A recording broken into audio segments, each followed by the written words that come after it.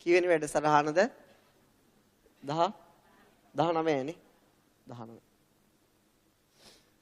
සතිය කොහාටද පින්නතුනි ලං වෙන්නේ? මරණයට. ඒක හා පුදුමාකාර වේගයෙන් ගත වෙලා යන. මරණයට ලං වෙන. ඒක දැන් මේ පින්නතුන්ට සතියක් ගානේ සිහි කළ හොඳටම දැනෙනවා ඇතිනේ. සතියෙන් සතියට ජීවිතයේ අවසන්.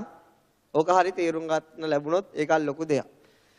ඒ නිසා පින්නතුනි බුදුරජාණන් වහන්සේ දේශනා කරනවා කවදක හරි අහකාශයට ගියත් මරණයෙන් ගැලවෙන්න බෑ.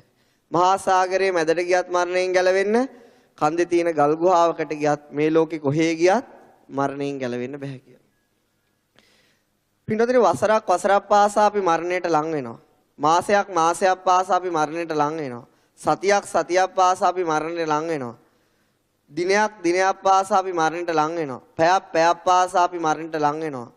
ඒ වගේම තප්පරයක් පාසා අපි මරණයට ලං වෙනවා. ඇහි පිල්ලමක් පාසා, තබන පියවරක් පාසා, හෙලන හුස්මක් පාසා අපි පින්නතුනි කොහාටද ලං වෙන්නේ? මරණයට ලං. පින්නතුනි මේ ලෞතර බුදුරජාණන් වහන්සේ මේ අශ්වය 4 දිනක් උපමා කරගෙන මේ මරණය ගැන ලස්සන දේශනාවක් කළා තියෙනවා. අශ්වය 4 දිනක් ඉන්නවා මට මතක විදියට අශ්වය 4 දිනක් ඉන්නවා. ඒ අශ්වය 4 දෙනා වර්ග પરම්පරා ඒ කියන්නේ අශ්ව කුල 4ක. පළවෙනි අශ්වයා තමයි මොකක්ද එයා හික්මන්නේ එයා দমনය කරන එක ලේසි. ඒ මොකද එයාට කිව්ව ගමන් එයා ඒක තේරුම් අරගෙන ඉතා හොඳින් හික්මිලා দমনය වීමක් සිද්ධ වෙනවා. දෙවෙනි අශ්වයා එහෙම එකක් නෙවෙයි. ටිකක් එයාට තරවටු කරන්න ඕන, හැමට වදින්න ගහන්න ඕන කරාම තමයි එයා ඒ අවශ්‍ය කාර්ය කරන්නේ. තුන්වෙනි අශ්වයා එහෙම නැහැ. හැමට විතරක් ගහලමදී ඇට මිදුළු අස්සටම වදින්න ගහන්න ඕන. එතකොට ඌ ඒ අවශ්‍ය ආකාරයට හික්මීමක් ලබා ගන්නවා. හතරවෙනි අශ්වයා තමයි පින්නතුනි මොකක්ද? ඇට මිදුළු අස්සට ගැහුවත් ඌව හික්මවන්න පුළුවන් කම නැහැ. ඔය ආකාරයේ අශ්වය 4 දෙනෙක් ඉන්නවා කියලා බුදුරජාණන් වහන්සේ දේශනා කළා තියෙනවා. එතකොට පින්නතුනි පළවෙනි අශ්වයා ගත්තට පස්සේ මේ හතරවෙනි අශ්වයා ගැන, තුන්වෙනි අශ්වයා ගැන, දෙවෙනි අශ්වයා ගැන බුදුරජාණන් වහන්සේ මිනිස්යන්ට ගලපනවා. දැන් මෙහෙම ඉන්නවා. මිනිස්සෙන්ට කාට හරි ඇහෙනවා මේ අසවලා මැරිලා. අසවලා මේ ආකාරයට මරණයට පත් වෙලා අහවල් ගමේ මේ වගේ කෙනෙක් මැරලා. එයා ඒක දකින්නෙත් නැහැ. එයා ඒ අහපු සනින් කල්පනා කරනවා කියන මටත් මේ ටිකම වෙනවා කියලා. එයා ඒ කල්පනා කරලා හිත කුසල් දහම් වල දියුණු කරගන්න, හිස ගිනි ගත්තත් ඒ ගින නිවනටත් වඩා වේගෙන් මහන්සි වෙනවා කියන මොකද ඒ අහවල් ගමේ මැරුණු කෙනා මට ඇහුණා. නමුත් මගේ මරණයත් කවදාක හරි මේ තරම් වේගෙන් සිද්ධ වෙන්න පුළුවන් නේද කියලා එයා පිළිබඳ කුසල් දහම් එකතු කරගන්නවා කියන. එතකොට එයාට මරණය ගැන එතනින් ගියාට පස්සේ මල කඳන් කපලා ඒව පෙන්වන්න ඕන. එයාට ශ්‍රවණයක් විතරයි ඕන මරණයටපත් වුණා කියලා එයා පිනේ අප්‍රමාදී වෙනවා. දෙවෙනි කෙනා එහෙම නෙවෙයි. අහවල් ගමේ මැරුණ කියලා එයා ආරංචි වුණාට එයා ඒක ඉතර ගණන් ගන්නෙ නෑ. එයා අහවල් ගමේ කෙනෙක් මැරිලා අහවල් නගරයේ කෙනෙක් මැරෙන කියලා ඇහුණට එයා ඉච්චර ගණන් ගැනීමකට ලක් වෙන්නේ නැහැ පින්නතුනේ. හැබැයි එයාට එයාගේ අහවල් ඥාති සහෝදරයෙක් මැරිලා. අන්න එයාට ඒක ටිකක් හදවතට එතන මාත් එක්කට හිටියා, මාත් එක්ක කෑව බිව්වා. ඒ වගේම කවදාත් මටත් මේ ටිකම තමයි. දැන් අපිට අපේ යාළුවෙක් එහෙම නැතිනකොට තේරෙනවා අපිටත් ඉතින් මේ ටිකම තමයි. එතකොට එයා හිතනවා මම මෙහෙම යන්න මම මැරෙන්න කලින් කුසල් දහම් දියුණු කරගන්න ඕන. නැත්තම් මගේ චිත්තසංතානෙ අපිට සුදුයි කියලා එයා ඒ මරණය ගැන කල්පනා කර පින් දහම් කරනවා කියනවා. මොකද එයාටත් ඒ ටිකම තමයි. එතකොට එයාට අර අහවල් ගමේ අහවල් රටේ මැරෙනකොම එච්චර ගාණක් නෑ. නමුත් තමන්ට හිතවත් තමන්ගේ සහෝදරයෙක් මැරෙනවා ලොකුවට දැනෙනවා. තව කෙනෙක් ඉන්නවා පින්නතුනි අහවල් ගමේ මැරෙනකොත් එයා එච්චර ගාණක් ගන්නෑ. සහෝදරයෙක් මැරුණත් එච්චර ගාණක් ගන්නෑ.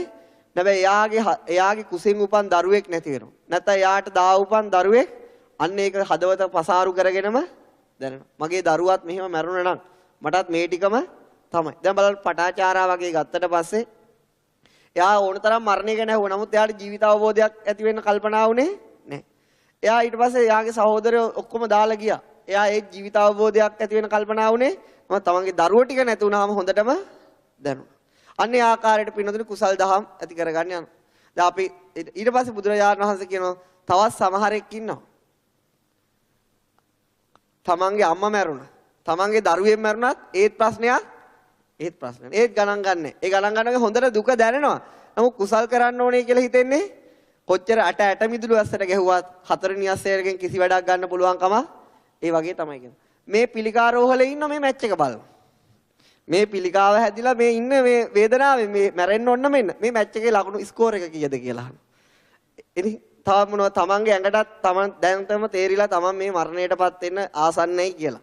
තවත් මොන ඒත් Taman හිතන්නේ නැහැ මේ වෙලාවෙවත් කුසල් දහම් දිනු කරගන්න දරුවෙන් මරුණ කියලා නෙවෙයි. Tamanගේ පිළිකාවක් හැදුනවත් හිතෙන්නේ අනේ මට මේ යහතින් තව වැඩි කාලයක් ඉන්න බැරි වෙනවා නේද කියලා. ඉතින් ඒ වගේ අයට බුදුරජාණන් වහන්සේ කියනවා ඒ අයට කොච්චර මරණය ගැන ඇහුවා පිළිකා හැදුනත් දද කුෂ්ඨ වන හැදුනත් ඉතින් වැඩ ජීවිත අවබෝධයකට යන්නේ නැහැ කියනවා. හතරවෙනි අස්සේ වගේ ඇට මිදුළු අස්සටම ගැහුවා ඌට ඒක හික්මෙන්න ඕන කියලා හිතෙන්නේ නැහැ. පින්නතුනි අපි පළවෙනි ආශ්‍රය වගේ නෙවෙයි. අපිට ඕන තරම් මරණ අපි ඇස් දෙකෙන්ම දැකලා තියෙනවා. සුනාමියක් ආව ඒව දැකලා තියෙනවා. නමුත් අපිට එච්චර අපි අප්‍රමාදී නැහැ. අපි පළවෙනි ආශ්‍රය තරම් කීකරු නැහැ. අපි ඒ තරම්ම හිත කුසලයට නැඹුරු වෙලා නැහැ. අපි දෙවෙනි ආශ්‍රය ගත්තොත් දෙවෙනි ආශ්‍රය කියන්නේ අපේ සහෝදර සහෝදරවරු මැරලා තියෙනවා. ඒක අපිට හිතවතුන් මැරලා තියෙනවා. අපේ යහළුවෝ මැරලා තියෙනවා. නමුත් අපිට හිතෙන්නේ නැහනේ. අනේ අපිත් මීට කලින් මේ කුසල් දහම් දිනු කරගන්න ඕන නේද? මේ සංසාරේ කුසලයේ ගවේෂණය කළ ඉක්මනට හිත කුසලයෙන් দমনය කරගන්න ඕනේ කියලා පිස්සු වැදිච්ච වගේ පින් කරන ගතිය නෑ. එහෙම දෙයක් නෑ. මේ මරණය එන්න කලින් කියලා. තුන්වෙනි අවස්ථාව වගේ ටිකක් තියෙනවා. ඔන්න නිකන් ළඟම කෙනෙක් මැරුණත් වගේ නිකන් දැනෙනවා. අනේ මටත් මේ ටිකම නේද කියලා. ඊට පස්සේ අත්තරින්න බැරි දේවල් සමහරට අත්තර ගන්නවා. භාවනා කරන්න බැරුණා සමහරට භාවනාවක් එහෙම කරන්න පුරුදු වෙනවා. සමහර අය ඉතින් මොනවාසේ වගේද? අතේ පයේ වණයක් ඇදුනත් දැනෙන්නේ නෑ. ඉතින් හතරවෙනි අස්සෙක් නම් වෙන්න නොලබේවා කියලා ප්‍රාර්ථනා කරා. ඉතින් ඒ ආකාරයට බුදුරජාණන් වහන්සේ පුද්ගලෝ ලෝකේ ජීවත් වෙන පුද්ගලයෝ ගැන දේශනා කළා තියෙන අප්‍රමාදීත්වයත් එක්ක. එතකොට මේ ලෝකේ වැඩිම මොන ආශ්‍රයයට අයිතියයිද? හතරවෙනි ආශ්‍රයයට අයිතියයි. තමයි ලෝකේ එයාලා හිතෙන්නේ නැහැ. අනේ මැරෙන්න කලින් මම මේ පින්දහම් කරගන්න ඕන කියලා හිතෙන්නේ. ඒ වගේ අය පින්නද ගොඩාක් ලෝකේ අප්‍රමාදී. එයාට අනුකම්පා කරන්න කියලා තමයි සාරිපුත්ත මහ රහතන් වහන්සේ. ඒ වගේ මිනිස්සු දැක්කම අනුකම්පා කරන. අනේ මේ මැරෙන්නත් කිට්ටුයි. ඒත් හිත කුසලයට නැමෙන්නේ නැහනේ කියලා අනුකම්පා කරන්න කියනවා. ඊට ගිය සතියේ පිළිද තව වැදගත් දෙයක් කියන්න එක තව පැත්තකින් මතක් කරන්න ඕන. විඥාන ස්කන්ධයක් කිව්වා. මොකක්ද ස්කන්ධයක්ද? විඥාන ස්කන්ධය.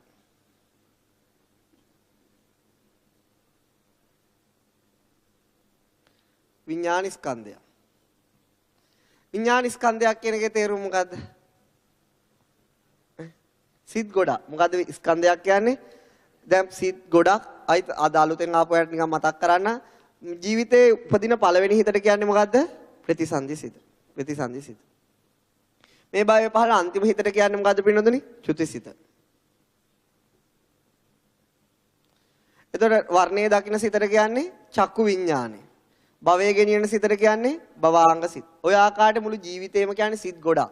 සිත් සමූහයක්, සිත් රාශියක්. තනි වචනකින් කියනවා ස්කන්ධයක් කියලා. මොකද්ද කියන්නේ පින්නොදනි? ස්කන්ධයක් කියලා කියනවා. එතකොට සිතට පාලියෙන් කියනවා විඥානය. එහෙනම් සිත් ගොඩක්, සිත් රාශියක්, සිත් සමූහයක් යන අර්ථයෙන් කියන විඥාන ස්කන්ධයක් කියලා. ඊළඟට හැම සිතක් එක්කම උපදින වේදනාව. එහෙනම් කියනවා මොකද්ද? වේදනා ගොඩක්, වේදනා රාශියක්, වේදනා සමූහයක්. එහෙනම් වේදනා ස්කන්ධයක්.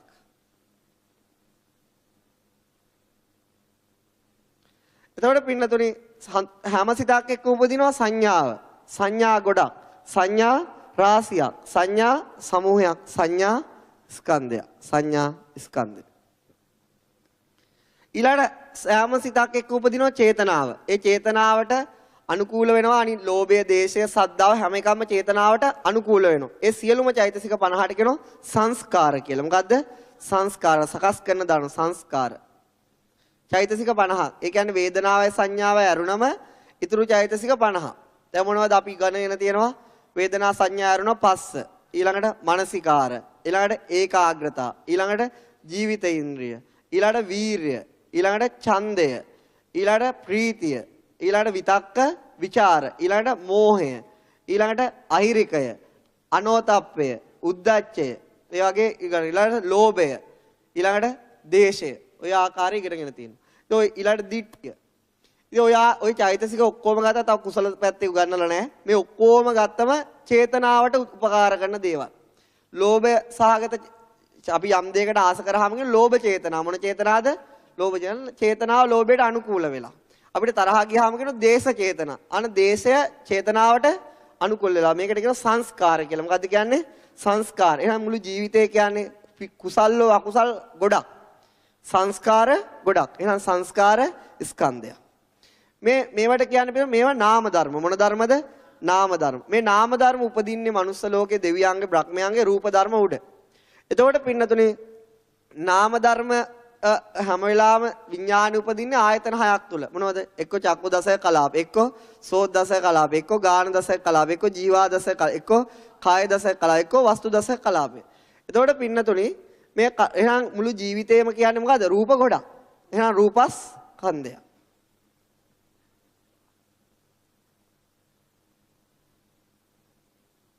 එතකොට මේ විඥාන ස්කන්ධය ගැන අපි මේ හිත ගැන වරද්ද ගන්නවා. බොහොම හොඳට සිහියෙන් හිටියම් පින්නතොනේ මේ හිත අපිට තේරෙනවා හිත ගන්න අරමුණක්. හිත ගන්න මොකද්ද? එහෙනම් මුළු ජීවිතේ කියන්නේ අරමුණු ගොඩක්. මෙන්න මේ අරමුණු අතර අපිට මෙහෙම අරමුණු වෙනවා. මගේ හිත අතීතයේ හිතුවෙත් මමම තමයි. මං ගිය සතිය උපමා වලින්ම පැහැදිලි කළා. දැන් හිතන්නේත් මමම අනාගතයේත් මමම තමයි කියලා අදහසක් තියෙනවා. එතකොට මොකක්ද ඒකට කියන්නේ පින්නතුනේ? විඥානය ගැන වරද්දා ගැනීම. විඥාන ස්කන්ධය ගැන වරද්දා ගැනීම. වරද්දා ගැනීමට කියන්නේ දිට්ඨිය. පින්නතුනේ මෙතන දිට්ඨිය කියන වචනේ තේරුම් ගන්න ඕන මෙහෙමයි. දැන් දිට්ඨිය මිත්‍යා දෘෂ්ටිය තියෙනවා, සම්‍යක් දෘෂ්ටිය තියෙනවා. අකුසල කතාවේ දිට්ඨිය කියන්නේ වරද්දා ගැනීම. කුසල කතාවේදී වෙන අර්ථයක් ලබා දෙනවා. නමුත් අකුසල චෛතසිකනේ දිට්ඨිය කියන්නේ. අකුසල කතාවේ දිට්ඨිය කියන්නේ මොකද්ද? කාරණේ වරද්දා ගැනීම කියන අදහසෙන්. ඊළඟට පිළිඳ ගිය සතියේ ලියුමක් එවලා තුන මේ පන්තියට ආපු කෙනෙක් කම්මස්ස කෝමි, කම්ම යෝනි, කම්ම බන්දු, කම්ම පටිසරණ එහෙම ඒ ටික ලියලා තුන සත්‍ය පුද්ගලයෙක් නැහැ. මමගේ දෙයක් නැහැ කිව්වට එහෙනම් කර්මයේ දායාද කරගන්නේ කවුද? කර්මය පිළිසරණ කරගන්නේ කවුද? කර්මයේ නෑදෑයා කරගන්නේ කවුද කියලා. කවුද එව්වේ?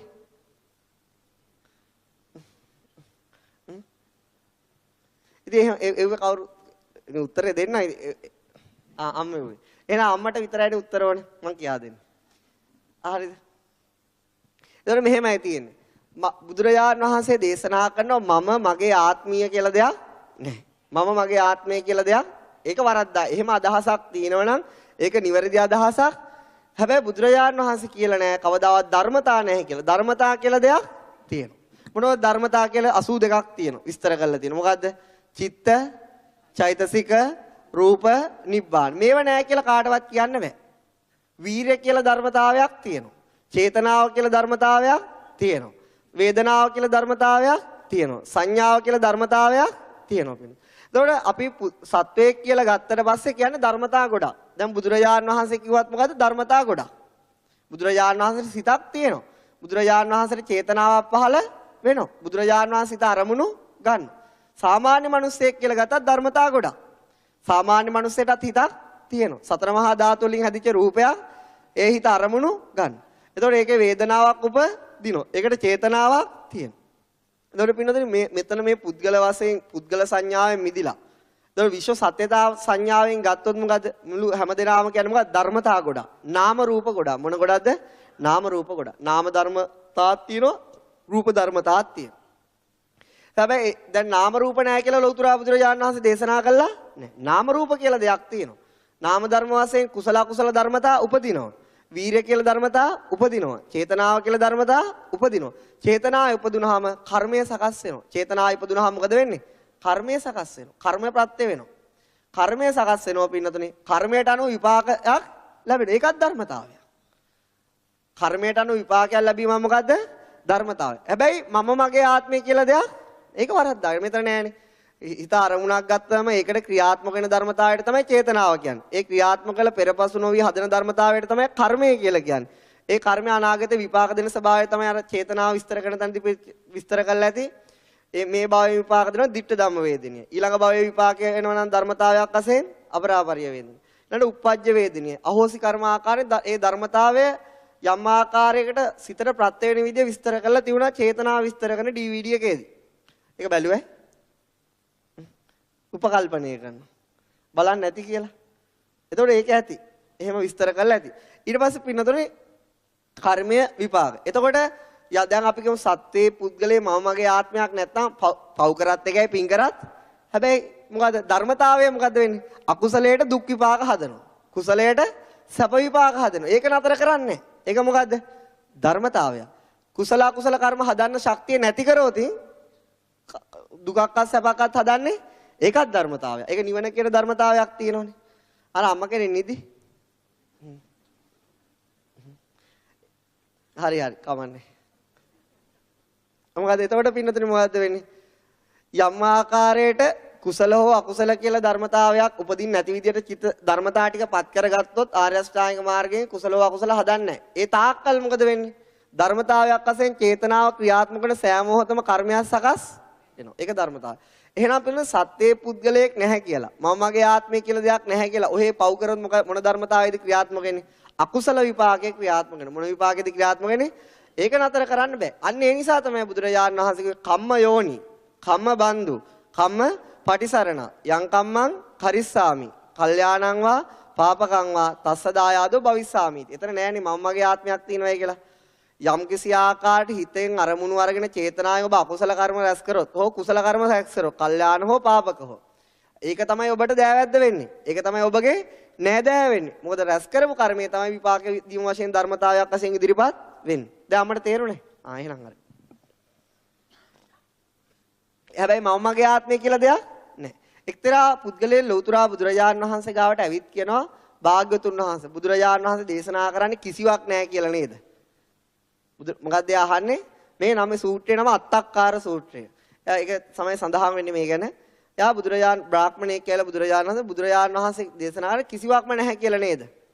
ඉතින් මේ කඩුවක් අරගෙන තව කාට හරි යන්න කියලා ප්‍රශ්නෙකුත් නැහැ. පොරවෙන් ගැහුවා කියලා ප්‍රශ්නෙකුත් නැහැ. කිසිවක් කියලා දෙයක් නැහැනේ. කිසි දෙයක් නැහැ. ඒක තමයි බුදුරජාණන් වහන්සේ දේශනා කරන ඔය වගේ අදහසක් මතයක් දරන කෙනෙක් මගේ දෑහැටවත් නොපෙනේවා. එහෙමයි කියන්නේ. ඔය වගේ අදහසක් මතයක් දරගෙන දැසටවත් පේන්න ඉන්න එපා කියනවා. මොකද බුදුරජාණන් වහන්සේ එහෙම දෙයක් දේශනා කරන්නේ නැහැ. සත්‍යතාව දේශනා කරනවා. නමුත් ඒ සත්‍යතාව වලට වැඩි කාලයක් නැහැ. අනිත්‍යයි, දුක්ඛයි, අනාත්මයි කියන තිලක්ෂණයට ගොදුරුන. ඔබම මෙතෙන්ට ඇවිල්ලා බුදුරජාණන් වහන්සේ එහෙම යාට ඔබම මෙතෙන්ට ඇවිල්ලා ඔබම මෙතනින් ගිහිල්ලා ඔබ කිසිවක් නැහැ කියලා කියන එක හරිද කියලා අහනවා. එහෙම කියන එක වැරදි. මේ ලෝකේ වැඩප්පලක් කරනවා කියලා දෙයක් නැද්ද කියලා අහනවා. උපක්‍රම යොදනවා කියලා දෙයක් නැද්ද කියලා අහනවා. ඒක තියෙනවද නැද්ද? තියෙනවා. ඒක මොකද? චෛතසික ආධාරයෙන් කරන දේවල්. දැන් අපි වැඩප්පලක් කරනවා නම් ඒ අරමුණේ වැටෙන්න දෙන්නේ නැති වීරිය තමයි මුල් වෙන්නේ. අපි යම් දෙයකට ලෝභුණු ලෝභය තමයි මුල් වෙන්නේ. එහෙම දේවල් අපේ තීද්දි කවුරු හරි එකක් නැහැ කියලා කියනවා නම් බුදුරජාණන් වහන්සේ කියන එක බුදුරජාණන් වහන්සේ කියන්නේම ධර්මතා තියෙනවා. හැබැයි ඒවට වැඩි කාලයක් නැහැ. හිත නැමැති ධර්මතා යාවස චිත්තක්ෂණිකයි. ඒකත් උපාද ටිති බංග වශයෙන් බිඳිලා යනවා. රූපේ නැමැති ධර්මතා තියෙනවා. ඒවා යාවස චිත්තක්ෂණ 17යි. එහෙනම් බුදුරජාණන් වහන්සේ කියන ධර්මතා නැමැති දේවල් ලෝකේ තිබුණා. එකම ලක්ෂණයක් තියෙනවා. අනිත්‍යයි, දුක්ඛයි, අනාත්මයි මොන වෙලාවටද? සෑම වෙලාවට. අන්න ඒකයි ප්‍රශ්නේ. සත්‍යතා දේවල් කියලා තිබුණත් ඒවට වැඩි කාලයක් අවශ්‍ය නැහැ කියලා ලෞතුරා බුදුරජාණන් වහන්සේ දේශනා කරනවා. ඒක ප්‍රත්‍යක්ෂ කරගන්න කියලා භාවනා ක්‍රම ගණනාවක් විස්තර කරලා තියෙනවා. එහෙනම් පින්නතුනි කිසිවක් නැහැ කියලා කියන්න එපා. කිසිවක් තියෙනවා. එතකොට මේ එක්තරා ජපන් සෙන් කතාවක තියෙනවා. ඒ එක්තරා මේ භාවනාව පුරුදු වෙන්න ඕන යෝගියෙක් නිතර භාවනා මධ්‍යස්ථාන වලට ගුරුවරු හමු වෙන්න යනවා. එයා ගිහලා එක්තරා ස්වාමින්වහන්සේ නමගෙන් අහන ඔබ වහන්සේ උගන්වන භාවනාව මොකද්ද? කිසිවක් නැහැ කියන එක තමයි මම උගන්වන්නේ කියනවා. මොකද උගන්වන්නේ? කිසිවක් නැහැ කියලා. ඉතින් අර ගෝලයා පොල්ලක් අරගෙන ගහන්න යනවා. ඊට පස්සේ හොඳටම අර ගුරුතුමාට තරහ කිසිවක් නැත්තම් ඔය ඔබට තරහ යන්නේ. දැන් ඔබ කියවනේ කිසිවක් නැහැ කියලා. එහෙනම් ඔබට ওই තරහ යන්නේ. ඒ නිසා නමුත් දේශය කියලා ධර්මතාවයක් තියෙනවා. එහෙම දෙයක් තියෙනවා. ලෝභය කියලා ධර්මතාවයක් හැබැයි වැඩි ආවුසක් නැහැ. උපනිෂණයම විනාශ වෙලා යනවා. එනිසා අපිට බුදුරජාණන් වහන්සේ වචනේ නිවැරදිව තේරුම් ගන්න. එතකොට විඥාන ස්කන්ධය කියලා ධර්මතාවයක් තියෙනවා. විඥානය කියලා ඒකාක්ෂණිකව හැම මොහොතකම සිතක් උපදිනවා. ඒක මුළු ජීවිතයට ගත්තයන් පස්සේ සිත් ගොඩක් වශයෙන් අරගෙන තමයි විඥාන ස්කන්ධයක්. එතකොට අන්නේ හිත ගැන අපේ වරද්දා ගැනීමක් තියෙනවා. අපි හිතන්නේ මම කියලා අදහසක් මානසිකව අපේ තියෙනවා. ඊළාට අතීතයේ හිතුවෙත් මම කියලා අදහසක් තියෙනවා. අනාගතයේ ඉන්නවනම් ඒ හිතන්නේත් මම කියලා අදහසක්. එහෙනම් හිත ගැන වැරදි අදහසක් තියෙනවා. ඒකට කියන්නේ මොකද්ද? හිත ගැන වරද්දා ගැනීම. හිත ගැන දිට්ඨිය. ඒ කියන්නේ හිත දිට්ඨිය. විඥාණය මගේ ආත්මීය කියලා හැඟීමක් තියෙනවා. එහෙම අදහස. ඒකට කියන්නේ මොකද්ද? විඥාණය පිළිබඳව වරද්දා ගැනීම. දැන් අපි බලමු හිත උපදිනවා පින්නතුනේ මෙන්න මෙහෙම. හිත උපදිනා අනිවාර්යයෙන් මොකද්ද තියෙනවනේ? අරමුණක් තියෙනවා. මොකක්ද තියෙනවනේ පින්නතුනේ? අරමුණක් තියෙනවා. ඊළාට පින්නතුනේ මොකක්ද? ඒ හිත දැන් අන්ධකනාට රූප වර්ණ ඡායාව ගන්න පුළුවන්ද? බෑ. ඒ අරමුණ තියුණත් ඒ ඡායාව ගන්න රූප භූමිය නැත්තම් ඒ ඡායාව වැටෙන කණ්ණාඩිය නැත්තම් එතන හිත පහළ වෙන්නේ. එහෙනම් හිත පහළ වෙන රූප භූමියක් ඕන. මොන භූමියක්ද ඕන? රූප භූමියක් ඕන. එතකොට රූප භූමියක් ඕන. එතකොට පින්නතුනේ එක පැත්තකින් අරමුණ පැමිණෙන්න ඕන. අනිත් පැත්තෙන් ඒ අරමුණ ග්‍රහණය කරගන්න පුළුවන් රූප භූමියක් තියෙන්නත් ඕන. නමුත් අපේ ඇහි චක්කුදස කලාපේ තියෙන අපිට නිතරම රූප පේනවද? නැහැ. එහෙනම් පින්නතුනේ ඊට අදාළ මානසිකාරයකුත් තියෙනවනේ. මොකක්ද තියෙනවනේ? මානසිකාරයක් පෙරපස නොවි ඇති වෙන්නත් ඕන. කොච්චර රූප තුනක් මේ පේනවද? එහෙම පේන්නේ නැහනේ. මේ මානසිකාරයේ තියෙන දේ තමයි දැනගන්න පුළුවන්. ඒක ඉස්සරහට විස්තර කරනවා. එතකොට පින්නතුනේ අරමුණක් තියෙනවනම් රූප භූමියක් තියෙනවනම් ඊට අදාළ මානසිකාරයක් තියෙනවා හිත උපදිනවා. මොකද්ද උපදින්නේ? හිත උපදින්නේ. නැත්තම් හිත උපදින්නේ නැහැ. එතකොට හිත උපදින්නේ සිතවිලි හතක් එක. ඒ වුණොත් පස්ස, වේදනා, සංඥා, චේතනා, ඒකාග්‍රතා, ජීවිතේන්ද්‍රිය, මානසිකාර. එතකොට පින්නතුනේ මෙන්න මේ ආකාරයට හිත උපදිනකොට සිතවිලි නැතුව කිසිදුම හිතක් උපදින්නේ නැහැ. එහෙනම් එක පැත්තේ හිත උපදින අරමුණක් තියෙන්න ඕන. අනිත් පැත්තේ හිත උපදින රූප භූමියක්, අනිත් එක සිතත් එක උපදින සිතුවිලි තියෙන්න ඕන. එතකොට පින්නතුනි මොකක්ද වෙන්නේ? එතකොට හිත උපදිනවා. මේ තුනම එක්තැන් වුණා මොකද වෙන්නේ? හිත උපදිනවා. නැත්තම් හිත උපදින්නේ නැහැ. එකක් හරි අඩු වුණොත් හිත උපදින්නේ නැහැ. සිතුවිලි නැතුණත් හිතට උපදින්න බෑ. අරමුණක් නැතුවත් හිතට උපදින්න බෑ. අර ඒ දෙකම තිබුණත් රූපයක් නැතයි උපදින්නේ නැහැ. අන්ධයාට පේන්නේ නැහැ. මේ බිහිරි කෙනාට ඇහෙන්නේ නැහැ. රූප භූමිය දුර්වලයි. එතකොට පින්නතුනි මොකද වෙන්නේ? එහෙනම් හිත කියන ධර්මතාවය උපදින හේතුන් නිසා. මොනව නිසාද උපදින්නේ? හේතු. එක පැත්තකින් අරමුණ හේතු වෙනවා. ඒකට කියන ආරම්මන ප්‍රත්‍ය කියලා. ඒක ඉස්සරහට විස්තර කරන අරමුණ උපකාරයක් කරනවා. අනිත් පැත්තෙන් රූපේ උපකාරයක් වෙනවා. අනිත් පැත්තෙන් සිතුවිලි මොනවද උපකාර කරන්නේ? සිතුවිලි උපකාරයක්. එතකොට පින්නතුනි මේ සිත කියන එක පෙන්වන්න පුළුවන්ද? බෑ. අරූප ධර්මයක්. මොන ධර්මයක්ද? අපේ විඳින වේදනාව පෙන්වන්න පුළුවන්ද? බෑ. අරූප ධර්මයක්. සංඥාව පෙන්වන්න පුළුවන්ද? බෑ. අරූප ධර්මයක්. එහෙනම් අරූප ධර්ම වලට පුළුවන් නම් කළා කියා දෙන්න විතරයි. එනවා ඒකට කියන නාම ධර්ම. සිත කියන්නේ මොකද්ද? නාම ධර්මය. සිතුවිලි කියන්නේ මොනවද? නාම ධර්ම. නාම ධර්ම. එහෙනම් පිළිදෙන නාම ධර්මත් රූප ධර්මත් උපකාරයෙන් තමයි කවුද උපදින්නේ? සිත උපදින්නේ. සිතුවිලි හා රූප උපකාරයෙන් තමයි උපදින්නේ. එහෙනම් බුදුරජාණන් වහන්සේ දේශනා කරන නාම රූප පත්‍යා විඥාන. මොනක් පත්‍යා විඥානන්ද? නාම රූප පත්‍යා විඥාන. විඥානං විඥාන පත්‍යා නාම රූප. එහෙනම් හිත කියන දේ උපදින්නේ නාමයත් රූපයත් නිසා. හිත කියන දේ උපදින්නේ කුමක් නිසාද? නාම රූප නිසා. නාම රූප පෙරපසු නොවේ එකතු වුණේ නැත්නම් හිත උපදින්න විදියක්. එහෙනම් පිටුදේ හිත කියන එක මම මගේ ආත්මයක් නෙවෙයි. හේතුවක් නිසා උපදින්නේ. මොකක් නිසාද උපදින්නේ? හේතුවක් නිසා. දැන් අපේ ශරීරය ගත්තම ආහාර නිසා තමයි ශරීරය තියෙන්නේ. ඒතර හිත විඥානය කියන ධර්මතාවය උපදින්නේ මොකක් නිසාද? නාම රූප උපකාර කරගෙන. මොකක් උපකාර කරගෙනද?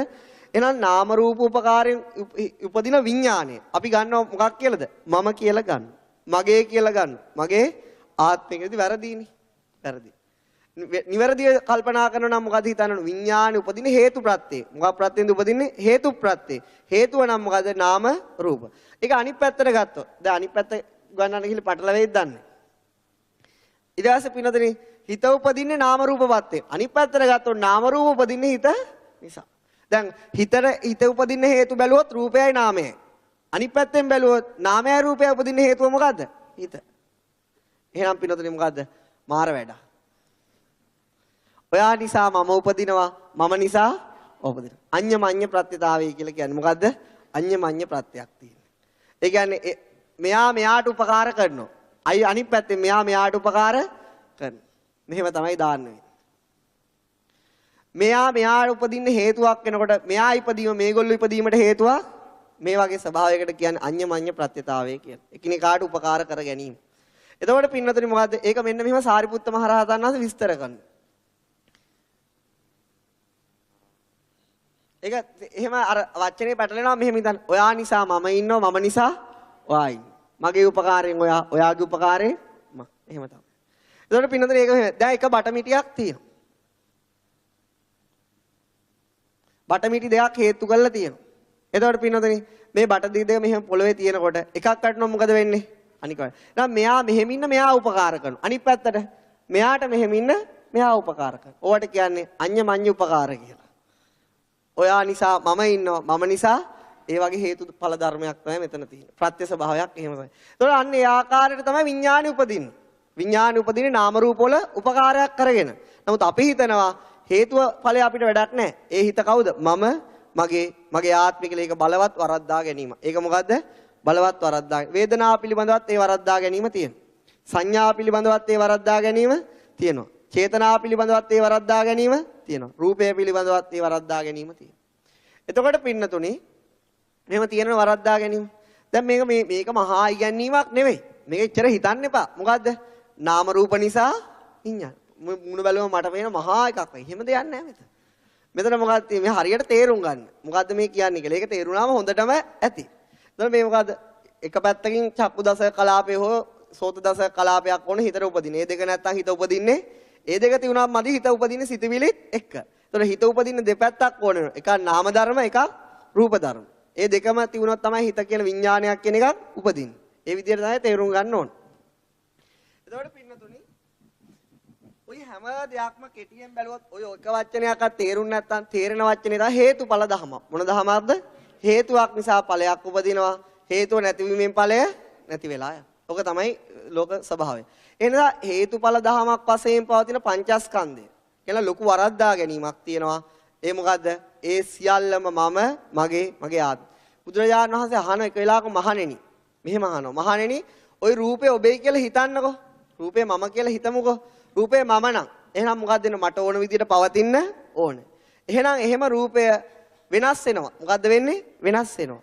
යම්පනානිච්ඡං දුක්ඛං විපරිණාම ධම්ම. කල්ලන්නුතං සමනුපස්සිතං. එතකොට අන්නේ වෙනස් වෙන රූපය මම කියලා ගැනීම සුදුසුද? නොහේතම් බන්තේ. නැත ස්වාමී. එහෙනම් මම නම් මොකද වෙන්නේ? වෙනස් වෙන්නේ නැති වෙන්න ඕන. දුකට භාජනය නොවෙන්න ඕන. අපි අපේ බලාපොරොත්තු ඒකනේ එහෙම වෙන්නේ. එහෙනම් ඉඳින් මෙන්න මේ රූපය වෙනස් වෙන නිසා මහණෙනි ගන්න පුළුවන්ද කියලා අහන මම කියලා ගන්න පුළුවන් කම නෑ. එහෙම තමයි අනන්ත ලක්ෂණ සූත්‍රයේ බුදුරජාණන් වහන්සේ පස්සග තවුස මහණුන්ගෙන් අහන්නේ. ඊළාට අහනවා ඉඳින් මහණෙනි වේදනාව මම කියලා හිතන්නකෝ. වේදනාව මම කෙනා. මොකද්ද වේදනාව Tamanට ඕන විදිහට පවතින්න ඕන. නමුත් මොකද වෙන්නේ? වේදනාව වෙනස් වෙනවා. වෙනස් වෙන වේදනාව මම කියලා ගැනීම සුදුසුද? නොහේතං නැත ස්වාමීන්. එහෙනම් මොකද වෙන්නේ? එහෙනම් වේදනාව නේතෝ මම නේසෝ හමස්මි නමේසෝ අත්තද. එහෙනම් වේදනාව මම කියලා ගන්නත් සුදුසු නැහැ.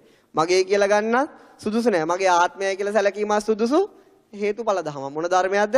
හේතුඵල. අනන්ත ලක්ෂණ සූත්‍රය අරන් ආන බුදුරජාණන් වහන්සේ ප්‍රශ්න අහනවා. ඒ අහනකොට පස්සග ඒ අය මොකද වෙන්නේ? අරහත්ත්වයටපත් වෙනවා. මොකක් අවබෝධ කළාද? හේතුඵල ධම අවබෝධ. එතකොට පස්වග තවුසන්ගෙන් එක්කෙනෙක් කරන ඉතුරු 4 දෙනාම මොකක් වශයෙන් දැනග හේතුඵල ධර්මයක් දැනගෙන හිටියේ?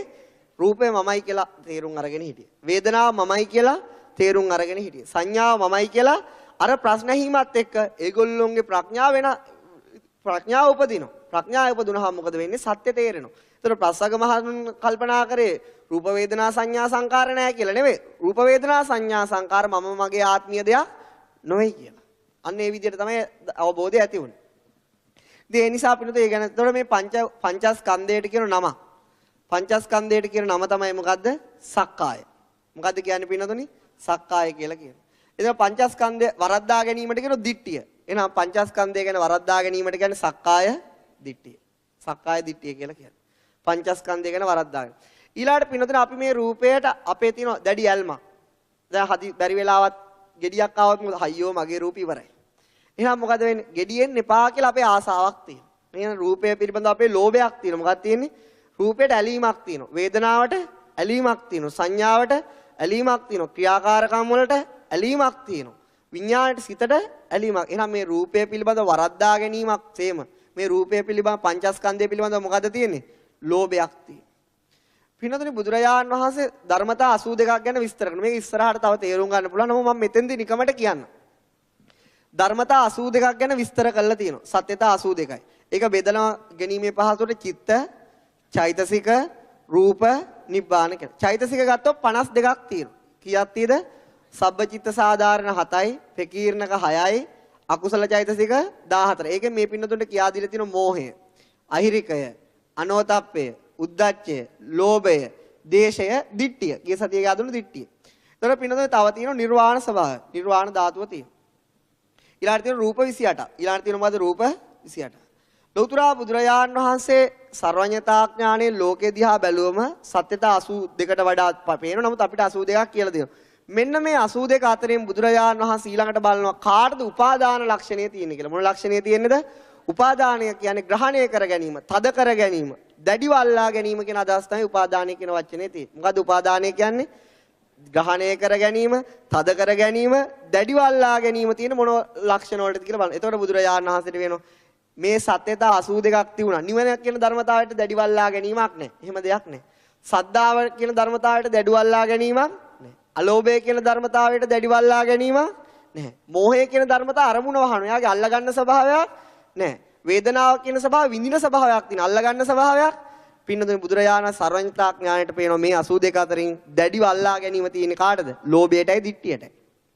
මොකටද තියෙන්නේ? ලෝභයටයි දිට්ඨියටයි තමයි දැඩිව අල්ලා ගන්න ස්වභාවය තියෙන්නේ. ඒ නිසා ඒක එන අල්ලා ගැනීමට කියන්නේ උපාදානයි. මොකද්ද කියන්නේ?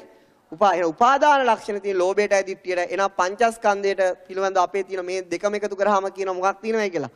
උපාදානයක් තියෙයි කියලා කියනවා. මොකක්ද තියෙනවයි කියන්නේ? එහෙනම් අපිට තියෙන විඥාන ස්කන්ධයක් නෙවෙයි. මොකද්ද? විඥාන උපාදානස්කන්ධය.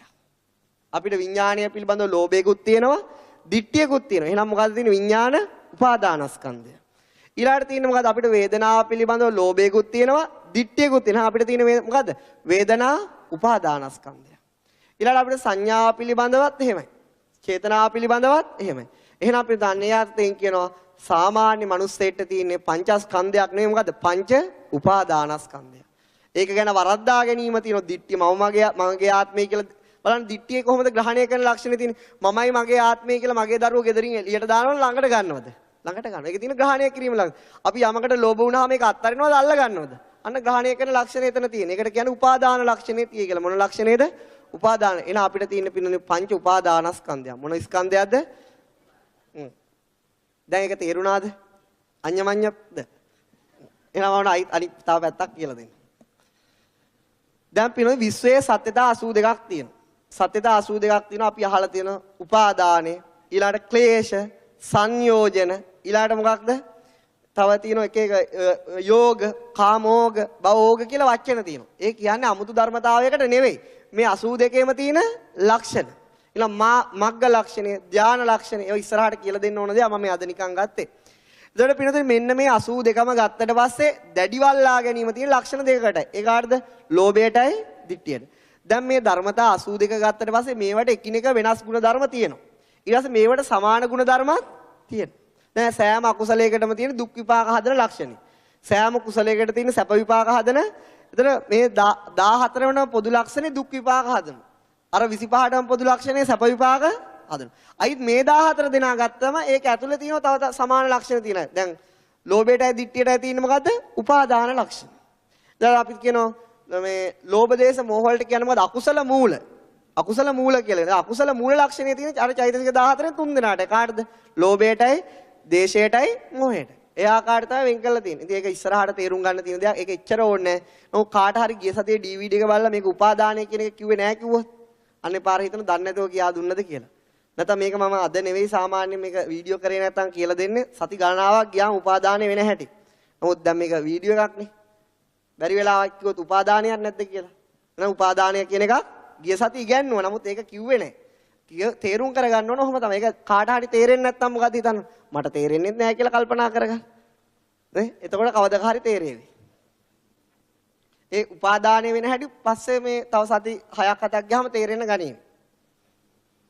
ඔය තාම කුසල් චෛතසික කළත් නැහැ. අකුසල් චෛතසික ඉවරත් නැහැ. ඒ නිසා තාම ඒක උපාදාන ලක්ෂණයක් තේරුම් ගත්තේ නැහැ කියලා කිසි ප්‍රශ්නකුත් නැහැ. දැනට තේරුම් ගන්න පංචස්කන්ධය කියන්නේ මොකද්ද? විඥාන ගොඩක්, රූප ගොඩක්, සංඥා ගොඩක්, සංස්කාර ගොඩක්. එතකොට රූප ගොඩක්. ඔන්න ඔය පංචස්කන්ධය මමයි මගේ ආත්මයයි කියලා දැඩිව අල්ලා ගැනීමට කියන්නේ මොකද්ද? සක්කාය දිට්ඨිය කියලා. කියන්නේ පින්නතුනි සක්කාය දිට්ඨිය. ඔබ 100න් හිටියනම් මේක පොතක පතක ඕනේ නැහැ. හොඳට 100න් හිත දිහා බලාගෙන හිට සක්කාය දිට්ඨිය උපදින හැටි තේරෙයි.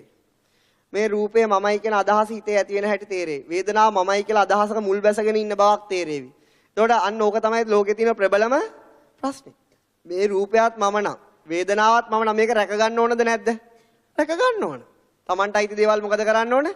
රැක ගන්න ඕන. එතකොට මෙන්න මේ රැක ගැනීම සඳහා පන්සිල් කඩන එක පවුද? පවු නෑ. Tamanට අයිති වස්තුවක් රැක ගන්න ගියාම පන්සිල් කඩන පවුද? එහෙම නෑ. හැබැයි ප්‍රශ්නේ තියෙන්නේ මොකද? Tamanට අයිති නෑ. හිතාගෙන ඉඳීමක් පමණයි. ඒවා හැමදාම අපේ උදේ නැගිට වෙලාවෙ ඉඳලා රාත්‍රියේ නිින්දට යනතුරු රූපය කියනවා උඹට මේක අයිති නෑ. ඒක අයිති නෑ කියන එක මූණ හොදන තැන ඉඳලම කියනවා. ඇඳුම අඳින තැන ඉඳලම අපි පිළිගන්න කැමති නෑ. අපි ඒක පිළිගන්න කැමති. ඉතින් ඒකට රූපයට කරන්න දෙයක් නෑ අපි අයිති නැති දෙයක් අයිති කරගෙන පින්නතුනේ අයිති නැති දෙයක් අයිතිකාරකම් කියන්න ගිහිල්ලා මොකද වෙන්නේ? විශාල අකුසල් ස්කන්ධය රැස් කර ගන්න. ඒකයි වෙන්නේ. බැරි වෙලාවත් Tamanට අයිතියක් නැහැ කියලා කාට හරි තේරුණොත් අවබෝධ වුණොත් එයා මේ රූපය රැක ගන්න පව් කරයිද? නේ? එයා ලේසියට කරන්නේ පුරුද්දට කෙරුණට ලේසියකට කරන්නේ පුරුද්ද යන ටික කාලයක් යනෝනේ. ඒ නිසා ටික දවසක් සිද්ධ වෙයි. නමුත් එයාට 100න් ඉන්න වෙලාවට නම් කිසිවක් කරන්නේ Tamanට අයිති නැති රූපය බේර ගන්න බොරු කියන්නෙත් නැහැ. Tamanට අයිති නැති රූපය බේර ගන්න හොරකම් කරන්නෙත් නැහැ. Tamanට අයිති නැති වේදනාව බේර ගන්න සත්තු මරන්නෙත් නැහැ. ඒ මොකද ඒ නිසා සෝතාපන්න පුද්ගලයාට සක්කාය දිට්ඨිය නැහැ. මොකද නැත්තේ? සක්කාය දිට්ඨිය නැහැ. එයා රූපය මම කියලා බාරගන්නේ. එයා වේදනාව මම කියලා බාරගන්නේ නැහැ. එයා සංඥාව මම කියලා බාරගන්නේ නැහැ. එයා සංස්කාර මගේ කියලා බාර ගැනීමක් නැහැ. එයා විඥාණය මම මගේ කියලා අදහසක් නැහැ. එයාට හේතුඵල ධර්මයක් තියෙනවා. මොන ධර්මයක්ද තියෙන්නේ? යමක් හේතු නිසා උපදින හේතු නැතිවීමෙන් නැති යන නිසා යාට පංචශීල ආර්යකාන්ත සීලයක පිළිපදිනවා කියලා බුදුරජාණන් වහන්සේ කියනවා. සෝතාපන්න වෙන පුද්ගලයා මොකද්ද වෙන්නේ? ආර්යකාන්ත සීලයක පිළිපදිනවා. එයා පිළිපදිනවා කියන්නේ අමුතුවෙන් රැක ගන්න දෙයක්. ස්වභාවිකවම ධර්මතාවයක් වශයෙන් යාගේ ආයක ආරක්ෂා කරන්න පුළුවන් ශක්තිය යාට ලැබෙන්නේ ඒ වරද්දා ගැනීම යාතුලින් නැති වෙන නිසා. ඒ වරද්දා ගැනීම තියෙන තුරු අද කොලත් ෆොටෝකොපි ගහලා ගෙනල්ලා දීලා තියෙනවා. ඔන්න බලන්න කියවලා. ඒ වරද්දා ගැනීම තියෙන තුරු සාගරේ තරම් අඬලා දුක් විඳින්න සිද්ධ වෙනවා. ඒ වරද්දා ගැනීම තියෙන තරම් නිරයට ගිහිල්ලා එයා මහා ගිනියම් වල තපින්න සිද්ධ. ඒ වරද්දා ගැනීම තීනකම් ඒ රැස් වෙන කර්මයෙන් කියන ධර්මතාවය රැස් කරන අකුසල් නිසා പ്രേත ලෝකෙ ගිහිලා අනන්ත ප්‍රමාණ දුක් විඳින්න සිද්ධ. ඒ වරද්දා ගැනීම තීනකම් මනුස්ස ලෝකෙට ඇවිල්ලා අපමණ දුක් විඳින්න සිද්ධ. ওই වරද්දා ගැනීම තමයි ප්‍රශ්නේ. වරද්දා ගැනීම තීනවට චේතනාවෙන් හදන්නම වැඩිපුර කුසල්ද අකුසල්ද? අකුසල්. අකුසලයේ හැදුවට පස්සේ ධර්මතාව විපාක දෙන්නේ මොකද්ද? දුක් විපාක සකස් කරලා දෙන්නේ. මොකද්ද සකස් කරලා දෙන්නේ? දුක් විපාක. ඒ නිසා කර්ම යෝනි, කම්ම බන්දු, කම්ම එරම් පින සක්කාය දිට්ඨිය තියෙන කෙනා කුසලයේද පිළිසරණ කරගෙන ඉන්න අකුසලයේද? අකුසලයේ තමයි පිහිට කරගෙන ඉන්නේ. ඒ නිසා යාට පිළිසරණක් පිහිටක් නැහැ. සක්කාය දිට්ඨිය තියෙන කෙනා මොකද කරන්නේ? එයා ඉතින් ගස්ගල් සරණ යනවා. එයා තමන්ගේ රූපය බේර ගන්න ගහක් හරි කමන්නේ. මුන්නේසරන් හරි කමන්නේ. කතරගම දෙයියෝ හරි කමන්නේ රැකලා දීපන්. ඒක තමයි කියන්නේ. මොකද මේ මගේ රූපය රැකලා දියෝ. මගේ මේ දැන් බිස්නස් එක පාඩිය මගේ වේදනාවට අවුලක් තියෙනවා. ඒක රැකලා දෙන්න දෙවියනි. එහෙනම් මොකද්ද බුදුරජාණන් වහන්සේ දේශනා කරනවා මොකද්ද? මෙන්න මේ මමයි මගේ ආත්මය පංචස්කන්ධයේ තියෙන කෙනා ගස්ගල් සරණ යනවා. මොනවද සරණ යන්නේ? ගස්ගල් මම්මාවත් පර්වත පාරකට හරි කමන්නේ නැහැ වැඳලා මේක රැක ගන්න තියෙනම් ඒ පාරට වඳින හැටි බලන්න තියුණා. අර ඉන්දියාවේ පේන්නේ නැද්ද? අර තීන මිනි අලු දාන ගඟේ බැස්සම සැප ලැබෙනවයි කියලා කියනවා. බහිනවද නැද්ද? බහිනවා. අර අසූචි පා වෙනවා. ඒත් ප්‍රශ්නයක් නෑ. සැප ලැබෙනෝනේ මොකද්ද ලැබෙන්නේ? දෙවියෝ සමාව ලබා දෙනවා. ඉතින් ඒ ආකාරයට පිනොතනි මෙන්න මේ ආකාරයට මේ පංචස්කන්ධය ගැන වැරදි අවබෝධය නිසා මිනිස්සු මේක බේර ගන්න ඕනම දෙයක් කරන. කිසිම එහෙම සරණක් නෑ. නමුත් පිනොතනි දුටුගැමුණු රජතුමා සරණ කරගත්තේ ගස්ගල් නෙවෙයි. මොකද්ද හැමදාම කියන්නේ? මොකද්ද දුටුගැමුණු රජතුමාගේ ආරක්ෂක ගාථාව? බුද්ධෝ තිලෝක සරණෝ. ඊළඟට බුද්ධෝ සිරියෝ තමුනුදෝ. ඒවන්තං සරණං කේම. බුද්ධෝ මේ සරණං වර. බලන්න එතන තියෙන පින්නතුනේ. බුද්ධෝ තිලෝක සරණෝ. බුදුරජාණන් වහන්සේගේ සරණ යන මට වෙන සරණක් නැහැ. ධම්මෝ සූර්යෝ බුද්ධෝ ඒ කියන්නේ මේ සූර්යා මඩ මේ ඉර සාමාන්‍ය ඉරක්. ඒක දෙන්න පුළුවන් මේ ලෝක ගණනාවකට විතරයි ආලෝකය. නමුත් සංසාර ගමනේ මේ මහා අඳුරට ආලෝකය දෙන බුදුරජාණන් වහන්සේ නැමැති සූර්යා මම සරණ යනවා. ඊළඟට බුද්ධෝ තිලෝක සරණෝ බුද්ධෝ තං සරණං කේම. සරණං වර. ඒක කේම. එතකොට පින්නතුනේ ඒ ආකාරයට බුදුරජාණන් වහන්සේ ධර්මයේ සංඝයා තමයි සූර්ය මඩල වගේ ආරක්ෂාව ආලෝකය කරගෙන හැමදාම පාඩම් කරා කියලා. දැන් කාලේ රජවරු කේන්දර සරණං ගච්ඡා. ඒක තමයි ප්‍රශ්න. ඒක තමයි වෙනස. එතකොට පින්නතුනේ මොකද්ද වෙන්නේ? ඒ කාලේ එහෙමයි. මේ කාලේ වෙනකොට එහෙමයි.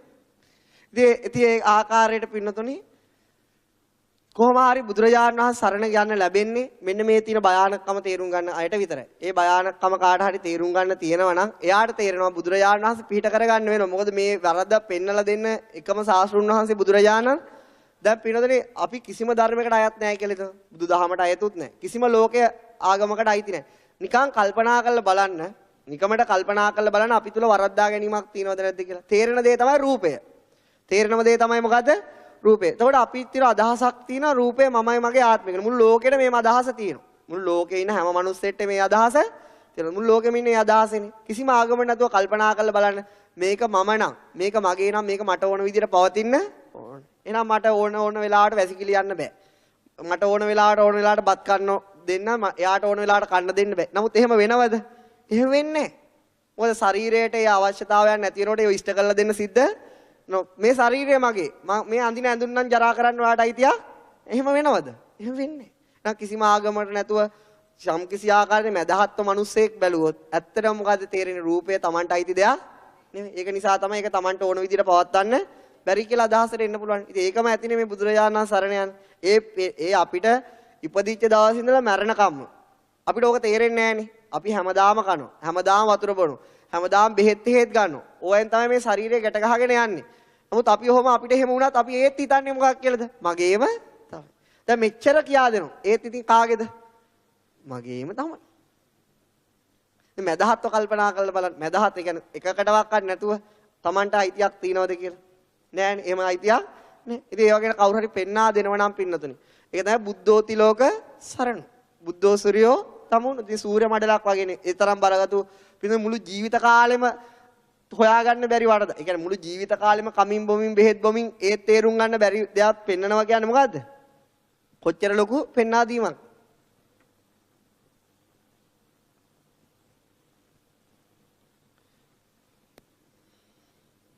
ඒ නිසා සෝතා සක්කාය දිට්ඨිය නැති පුද්ගලයා කවදාවත් ගස්ගල් සරණ යන්නේ ගස්ගල් සරණ. කවදාවත් කේන්දර සරණ යන්නේ නැහැ. කවදාවත් මිත්‍යා දෘෂ්ටික අදහස් සරණ යන්නේ හැපෙන්න. එහෙම සරණ යාමක් වෙන්නේ නැහැ. ඒක නේතන් ඨානං ලුජ්ජති. එහෙම දෙයක් කිසි දිනක සිද්ධ වෙන්නේ නැහැ. යාට එහෙම වැරදි අවබෝධයක් නැහැ. නිසා සෝතාපන්න පුද්ගලයා කවදාවත් බුදුරජාණන් වහන්සේ අතහැර යන්නේ නැහැ. කියන්නේ නිවන් දකින්නතුරු සත්‍යතාවය තේරුම් ගන්නවා. ඉතින් ඒක යාගේ අත්දැකීම. ඒක යාගේ එක්ස්පීරියන්ස් එක. එක අවස්ථාවක පිටු මේ එක්තරා සිංගන මිනිස්සෙක් සිඟාකමින් නගරයක ජීවත් වෙනවා. එක අවස්ථාවක මිනිස්සු ගොඩාක් රැස්වෙලා ඉන්න තැන මෙයාට හිතෙනවා කෑමක් ඇති කියලා. මොනව ඇතිද? කෑමක් ඇති කියලා හිතනවා. ඒ අවස්ථාවේ පිටු මේ පුද්ගලයා මොකද කරන්නේ? මේ තැනට යනකොට බුදුරජාණන් වහන්සේ ධර්මයේ දේශනා බුදුරජාණන් වහන්සේ මෙයාගේ සිත් පරම්පරාවට අරමුණු කරලා බැලුවා. අද ධර්මය අවබෝධ කරන කෙනා මෙයා. එන කවුරුවත් සාංශාරික විශාල කුසල ශක්තියක් ඇති කරගෙන මේ කරපු අකුසලයක නිසා මේ දුක් විඳිනවා. නමුත් විශාල කුසලයක් මේ චිත්තසංතානය තුළ රැස් වෙලා තියෙන බව බුදුරජාණන් ඉන්ද්‍රෝ පරෝපරියත්ත ඥාණයෙන් පේනවා. ඒතර බුදුරජාණන් වහන්සේ එයා ඉලක්ක කරලා ධර්මයේ දේශනා කරනවා. එයාට ඇහෙන්න. එයා ඒක හොඳට අහගෙන ඉන්නවා. එයා පින්නතුනි නැගිටිනකොට එතනින් සෝතාපන්න වෙලා තියෙන. ඒ කියන්නේ එයා එතෙන්ට ආවේ රූපේ මමගේ ආත්මයයි කියලා වැරදි අදහසින්. එතනින් නැගිට්ටේ ඒ හේතුඵල ධම අවබෝධ කරගෙන රූපය මගේ ආත්මේ නොවේ. වේදනාව මමගේ ආත්මේ නොවේ කියලා ඒ අදහස සම්පූර්ණයෙන්ම සාක්ෂාත් කළා තමයි එතනින් බුදුරජාණන් වහන්සේට වඳින්න ඕනුණා ළඟට ගිහිල්ලා ඒ සතුට කියන්න ඕනුණත් අර තියෙන රාජමාජ මහා මාත්‍රු ඉස්සරහට යන්න පුළුවන්කම ඉන්න තැනටම වැඳලා යනවා. ඉතින් බුදුරජාණන් වහන්සේ කියනවා යා ගියාට පස්සේ දැන් මෙතෙන්ට සිංහන මිනිස්සෙක් ආවා. මෙයා දැන් මෙතනින්ට ආවේ පෘථග්ජන පුද්ගලයෙක් වශයෙන්. ඒ කියන්නේ සක්කාය දිට්ඨිය කැරකි ආවා. මෙයා නැගිටලා ගියේ ආර්ය ශ්‍රාවකේ විදියට කියලා කිව්වා. දැන් ওই වෙලාවේ ওই ධර්මය අහන්න ඇවිල්ලා හිටියේ සක්දේව් රජතුමා. කවුද ඇවිල්ලා හිටියේ? සක්දේව්. දැන් සක්දේව් රජතුමා ඒ වෙනකොට සෝතාපන්න වෙලා හිටියේ නැහැ. සක්දේව රජතුමාට බලන්න ඕනවා බුදුරජාණන් වහන්සේ කියන සෝතාපන්න ශ්‍රාවකයා කිසි දිනක සෙලවෙන්නේ නැහැ බුද්ධ ශාසනය කියලා. දැන් සක්දේව රජතුමා මොකද කරන්නේ? අහසේ ගිහිල්ලා දැන් මෙයා යන මාර්ගේ දෙවියෙක් වශයෙන් පෙනී ඉඳලා කියන මම බලගත්ු දෙවියෙක් මම ඔබට ওই කුෂ්ඨ රෝගය හොඳ කරලා දෙන්නම්. මොකද්ද කියන්නේ? ඔබට මේ ජීවිතේම ප්‍රශ්නයක් වෙච්ච කුෂ්ඨ රෝගය හොඳ කරලා එදෙන ඔබ මේ නගරේ විශාල සිටුවරයෙක් වෙන්න ධනෙ දෙන්නම්. ඉතින් ඒ රෝගේ දෙන්නකෝ. මේක හොඳ කරලා දෙන්න. ඒක එහෙම කරන්න බෑ. ඉතින් එයා කැමති වෙන එක හොඳ කරගන්නත් ඒ ධනය ගන්න. එයා කියන ඔබටත් කරන්න දෙයක් තියෙනවා. මොකද්ද කියලා අහනවා. ඔබ කියන්න බුදුන් නොවේ කියලා කියන්න. ඔබ එකම ඔච්චරයි කියන්නේ. මොකද්ද? බුදුන් නොවේ. දහම නොවේ. සංගුන් ওই වචන තුන කියන සියල්ල ඔබට ලබා දෙනවා. මම දෙවි. හැරමිටි අරගෙන අහන ඔබ කවුද? මට ඔබගේ ධනයත් එපා. මේ කුෂ්ඨ රෝගී මැරුණත් මේක හොඳ කළාත් එපා. ඔබ පහාම මට නොපෙනී යන්න කියලා. දැන් අපිට කියනවා මෙහෙම. අපිට තියෙන පිළිකාවක්. හරිද? දැන් හැදිලා මරණාසන්න වෙලා ඉන්නේ. එහෙම වෙලා ඉන්නේ. ඊපස්සේ බැංකු ලෝන් හිර වෙලා තියෙන ඔක්කොම උගස් වෙන්න යන්නේ. ඊට පස්සේ කවුරු හරි ඇවිල්ලා කියනවා කවුරු හරි මිනිස්සෙක් ඇවිල්ලා කියනවා ඔබ කියන්නේ ඔබ බෞද්ධයෙක් නොවේ. ඔබ බුදුරජාණන් වහන්සේ සරණ ගියේ නැතේ. මම ඔබේ පිළිකාවත් සම්පූර්ණ හොඳ කරලා දෙන්නම්. ඊට පස්සේ මොකද්ද වෙන්නේ? මම ඔබේ ওই බැංකු ලෝන්ස් ඔක්කොම ගෙවන්න කියනවද නැද්ද? කියනව නෙවෙයි ලියලත් දේවි. කියලා විතරක් නතර වුණොත් ඇති. ලියලත් දේවි ඕන මීඩියා වලට දානවා නම් ගේන්න කියයි ඒක ප්‍රකාශයකුත් කරා. ඔහොම නොකර හිටියොත් තමයි පුදුමයි. එතකොට පින්නතුනි ඒ ඇයි Tamanට දැන් තියෙනවා රැක ගන්න දෙයක්. Tamanට අයිති දෙයක් තියෙනවා. නමුත් අර කුෂ්ඨ රෝගියාට රැක ගන්න දෙයක් නෑ. යා ඒක හොඳ කරලා දෙනවා නම් හොඳ කරලා දෙන එක ප්‍රශ්නයක් නෑ. නමුත් ඒ වෙනුවෙන් මේ කරන්න බැරි පොරොන්දු ඉෂ්ට කරන්න විදියක් නෑ. වෙන දෙයක් කිව්වනම් කළා දෙයි. ඒ නිසා අපිට අන්න එක ගිහින් සක්දේව රජතුමා කියනවා බුදුරජාණන් වහන්සේ තථාගතයන් වහන්සේ මම ඔබේ ශ්‍රාවකේ පරීක්ෂා කරා. නමුත් වචනය නම් ගන්න පුළුවන් උනේ නැහැ කියලා. ඒ ආකාරය තමයි.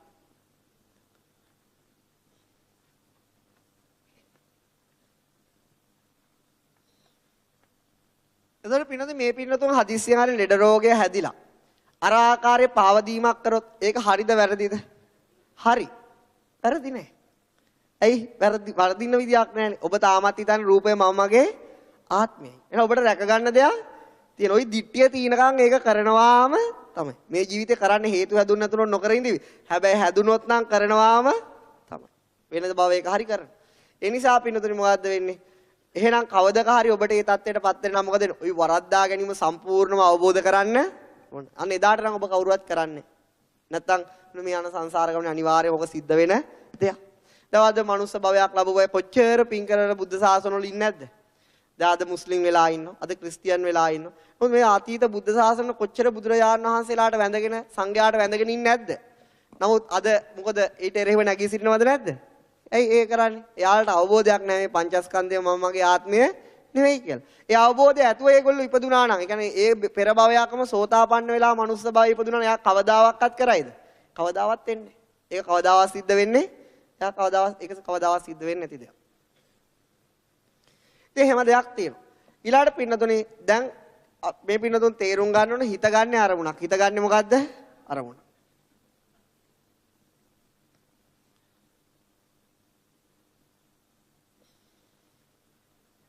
ඒ අරමුණත් එක සිතවිලි හතක් උපදිනවා. ඒ මොනවද? පස්ස, වේදනා, සංඥා, චේතනා, ඒකාග්‍රතා, ජීවිතේන්ද්‍රය, මානසිකාර. ওই ධර්මතා හතම උපදිනවා. එතකොට පින්නතුනේ හිත ගන්න අරමුණේ වැටෙන්න දෙන්නේ නැහැ කවුද? වීරය. වීරය. එතකොට පින්නතුනේ හිත ගන්න අමතර කැමැත්ත ප්‍රකාශ කරන්නේ කවුද? ඡන්දය. ඡන්දය. හිත ගන්න අරමුණ කල්පනාවට ගෙනියන්නේ කවුද? විතක්ක, ਵਿਚාර. හිත ගන්න අරමුණ පුම්බන්නේ කියන්නේ සතුටු කරන්නේ කවුද? ප්‍රීතිය.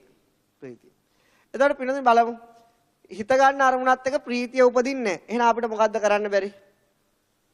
සිනා වෙන්න බෑ. අන්න තේරුම් අරගෙන තියෙන. එහෙනම් පින්නතුනේ ප්‍රීතිය කියන ධර්මතාවය ඉපදුනොත් තමයි සිනා වෙන්න පුළුවන්. අපි හිත ගන්න අරමුණත් එක විතක්ක ਵਿਚාර උපදින්නේ නැහැ. එහෙනම් අපිට මොකද්ද කරන්න බැරි? කල්පනා කරන්න බෑ. මොකද්ද කරන්න බැරි පින්නතුනේ? කල්පනා. එහෙනම් පින්නතුනේ හිත ගන්න අරමුණත් එක මේ සියලුම ධර්මතා ඉපදුනත් විතක්ක ਵਿਚාර නැමැති ධර්මතා ඉපදුන්නේ නැතුනොත් කල්පනා කරන්න බෑ. ප්‍රීතිය නැමැති ධර්මතා ඉපදින්නේ නැත්නම් සිනහ වෙන්න බෑ. ඒක තේරුම් ගන්න. එහෙනම් මේ කියන වචනේ මේ නමට යම්කිසි ආකාර ස්වභාව ලක්ෂණයක් තියෙනවා. අපි ගත්තොත් සුද්ධාෂ්ටකයේ පින්නතුනේ පඨවි ධාතුව කියන්නේ තද කර්කශ ගතිය. තේජෝ ධාතුව කියන්නේ උණුසුම් සීතල ගතිය. ඒ ධාතු දෙකට අදාළ ලක්ෂණයක් තියෙනවා. මේවත් එහෙම තමයි. මේවා ධර්මතා. ප්‍රීතියට අදාළ ලක්ෂණය තමයි පිනවන ස්වභාවය. විතක්ක ਵਿਚාර කියන ධර්මතා දෙකේ ස්වභාවය තමයි කල්පනා කරන ස්වභාවය. ඒතර ඒ ආකාරයේ ආදාර කාලයක් තියෙනවා. ඒ හිත ගන්න අරමුණ වහන ස්වභාවයට මොකද්ද කියන්නේ පින්නතුනි? මෝහය. මොකද්ද කියන්නේ? මෝහය. ඒතර හිත ගන්න අරමුණේ ලැජ්ජාව නැති කරන ස්වභාවය අහිරිකය. අහිරිකය. ඒක මෙහෙමයි. මේ අහිරිකය කියන එක තව ලස්සනට පැහැදිලි කරන්න පුළුවන්. දැන් අපි දන්න අසූචි වගේ දේවල් අපිට පිළිකුල්ද නැද්ද? පිළිකුල්. අපි ඒවා ළඟට ගන්න එක ගඳයි අපිට පිළිකුල්. නමුත් අපිට පිළිකුල් වුණාට ඌරෝ එකට කැමතිද නැද්ද? කැමති. එහෙනම් පිළිද ඌරට විශේෂ බලයක් තියෙනවා. මොකද්ද? අපිට පිළිකුල් දේ ඌට නොපිළිකුල් කියන විශාල බලයක් ඔහු සතුව නිසා ඌ බොස ගාලා කාලා දාන. එහෙම තමයි කන්නේ. දැකලා නැද්ද? එහෙම තමයි ඌර කොටුවකට ගිහිල්ලා බලන්න. එතකොට අපිට බලන්නවත් අකමැති දේ ඌට කිසි ප්‍රශ්නයක් එහෙම කිසි ප්‍රශ්නයක් නෑ පින්නේ. එතකොට එතන ඌරට තියෙන විශේෂ හැකියාව මොකද්ද? පිළිකුල් දේ උනත් කමක් නෑ. පිළිකුල් නැති හිතින් කන්න පුළුවන්. පාපය පිළිකුල් දෙයක්. නමුත් ඒක ප්‍රශ්නයක් නෑ අපිට. රාගය ගැන කල්පනා කරන්න පුළුවන්. දේශය ගැන ඔහේ කල්පනා කරලා බනින්න පුළුවන්. කාලියම්මල ඕන වෙන්නත් පුළුවන් නොවී ඉන්නත් පුළුවන්. අර ඌරට තියෙන බලයක් තියෙන මොකද්ද? අහිරිකේ. ඒවා පාප ධර්ම තමයි. ඕන නම් ඉතින් පිළිකුල් නැති විදියට ඉන්නත් පුළුවන්. ඒ වගේ තමයි. මම කියව මේ වෙන තේරුණාද? තේරුණා. මේවා ඒ කියන්නේ පාපසහගත අරමුණ පිළිකුල් දෙයක්. නමුත් ඒක නොපිළිකුල් සිතින් ඒක පරිහරණය කරනවද නැද්ද? අන්න ඒ පරිහරණය කරන ධර්මතාවය මොකද්ද? අහිරිකය කියන ධර්මතාවය. ඊළඟට මොකද්ද? අනෝතප්පේ. ඊළඟට උද්දච්චය. දැන් උද්දච්චය කියලා ධර්මතාවයක් හිතක් එක උපදින්න නැත්තම් මොකද වෙන්නේ? හිත විසිරෙන්නේ. හිත මොකද්ද වෙන්නේ නැතිනේ බින්දුනේ? විසිරෙන්නේ. එහෙනම් හිත විසිරෙනවා නම් මොන ධර්මතාවයද අධික? උද්දච්චය අධික. උද්දච්චය අධික. එහෙනම් මෝහය කියලා ධර්මතාවයක් හිතත් එක්ක ඉපදුන්නේ නැත්තම් මොකද්ද වෙන්නේ නැත්තේ? අරමුණේ සත්‍යතාවය වහන්න විදියක් නැහැ. නමුත් අරමුණේ සත්‍යතාව වැහෙනවනේ. හැමතිස්සෙම පේන්නේ ලේසු. හැමතිස්සෙම පේන්නේ මල්. හැමතිස්සෙම පේන්නේ බොඩ්. දකින්න වෙලාවට අරමුණේ සත්‍ය වැහෙනවා. එහෙනම් මොකද වෙන්නේ? මෝහය කියලා ධර්මතාවයක් උපදිනවා. ඊළාට පින්නදින මොකක්ද වෙන්නේ? ඊළාට උපදිනවා දිට්ඨිය කියලා ධර්මතාවය. හිත ගන්න අරමුණත් එක්ක උපදිනවා දිට්ඨිය කියන ධර්මතාවය. ඒ කියන්නේ මොකද්ද? වරද්දන. ඒකත් ධර්මතාවයක්. මම මගේ ආත්මයයි කියලා වරද්දීමත් ධර්මතාවයක්. හැබැයි අකුසලයක්. මොකද්ද ඒක? මේක සම්පූර්ණ මේ ධර්මතාවයෙන් නැත්තරම නැති කරන්න ඕන. මේ ධර්මතාවයේ හිතත් එක්ක උපදින්න හේතු තියෙන තාක්කල් අපි කොච්චර ඉගෙනුවා වරද්දන එක නතර වෙන්නේ? ඒක ධර්මතාවයක් වශයෙන් හිතේ පවතින දෙයක්. මේ පින්නතුනේ හිත ගන්න අරමුණ වරද්දන ස්වභාවයම හිතත් එක්කම උපදින ධර්මතාවයක් කියන බුදුරජාණන්. එහෙනම් සෝතාපන්න පුද්ගලයාට ප්‍රහාණය වෙන්නේ මොන ධර්මතාවයද? දිට්ඨිය. දිට්ඨිය කියන ධර්ම. ඒතකොට දිට්ඨිය ප්‍රහාණය කරන්න වැඩපිළිවෙලක් තියෙනවා. ඒකට කියන ආර්ය අෂ්ටාංගික බුදුරජාණන් වහන්සේ කියන මේ ආර්ය අෂ්ටාංගික මාර්ගය සම්මා දිට්ඨිය උපද ගන්න ආර්ය ශ්‍රාවකයා සැඩපහරට වැටුණා. යා නැවත උඩ කන්ද පැත්තට එන්නේ නැහැ. යන්නේ මොකද්ද? මහා සාගරයටම යනවා කියනවා. එයා. ඒ වගේ තමයි පිනොත් දිට්ඨිය නැති වුණාට පස්සේ අයිත් එයා නිවන් දකින්නේ කාටවත් නතර කරන්න පුළුවන් දෙයක් මේ වරද්දා ගැනීමෙන් අත මිදෙන්න ඕන. එහෙනම් මේ හිත ගන්න අරමුණත් එක්ක ප්‍රීතිය කියලා සතුටු කරන ස්වභාවයකුත් උපදිනවා. හිත ගන්න අරමුණත් එක්ක විඳින ස්වභාවයන වේදනාවක් උපදිනවා. හිත ගන්න අරමුණ කල්පනාවට ගෙනියන විතක්ක ਵਿਚාරات උපදිනවා. හිත ගන්න අරමුණ වරද්දන දිට්ඨියත් උපදිනවා. දිට්ඨියත් උපදිනවා. මොකද්ද උපදින්නේ? එහෙනම් මේ දිට්ඨිය හැබැයි කුසලයක් නෙවෙයි. ඒක මොකද්ද? අකුසලයක්. අකුසලයක්. දෞතරා බුදුරජාණන් වහන්සේලාට දිට්ඨිය උපදින්නේ නැහැ. රහතන් වහන්සේලාට දිට්ඨිය උපදින්නේ නැහැ. ශ්‍රාවකයන් සෝතාපන්න, සක්‍රුදාගාමි, අනාගාමි කියන කිසිම ශ්‍රාවකෙට දිට්ඨිය උපදින්නේ නැහැ. පෘථග්ජනයන්ට දිට්ඨිය උපදිනවා. පෘථග්ජනයන්ට මොකද වෙන්නේ? දිට්ඨිය උපදිනවා පින්නොත්. දිට්ඨිය උපදින්නේ එයා ඒක වරදක් කියලා දන්නේ. ඒ හිත ගන්න අරමුණ වරද්දන ස්වභාවය වරදක් කියලා එයා දන්නේ. ඒ වරදක් කියලා දන්නේ නැත්නම් මොකද? එයාගේ හිතේ ප්‍රඥාව උපදින්නේ නැහැ. මොකද්ද උපදින්නේ නැත්තේ?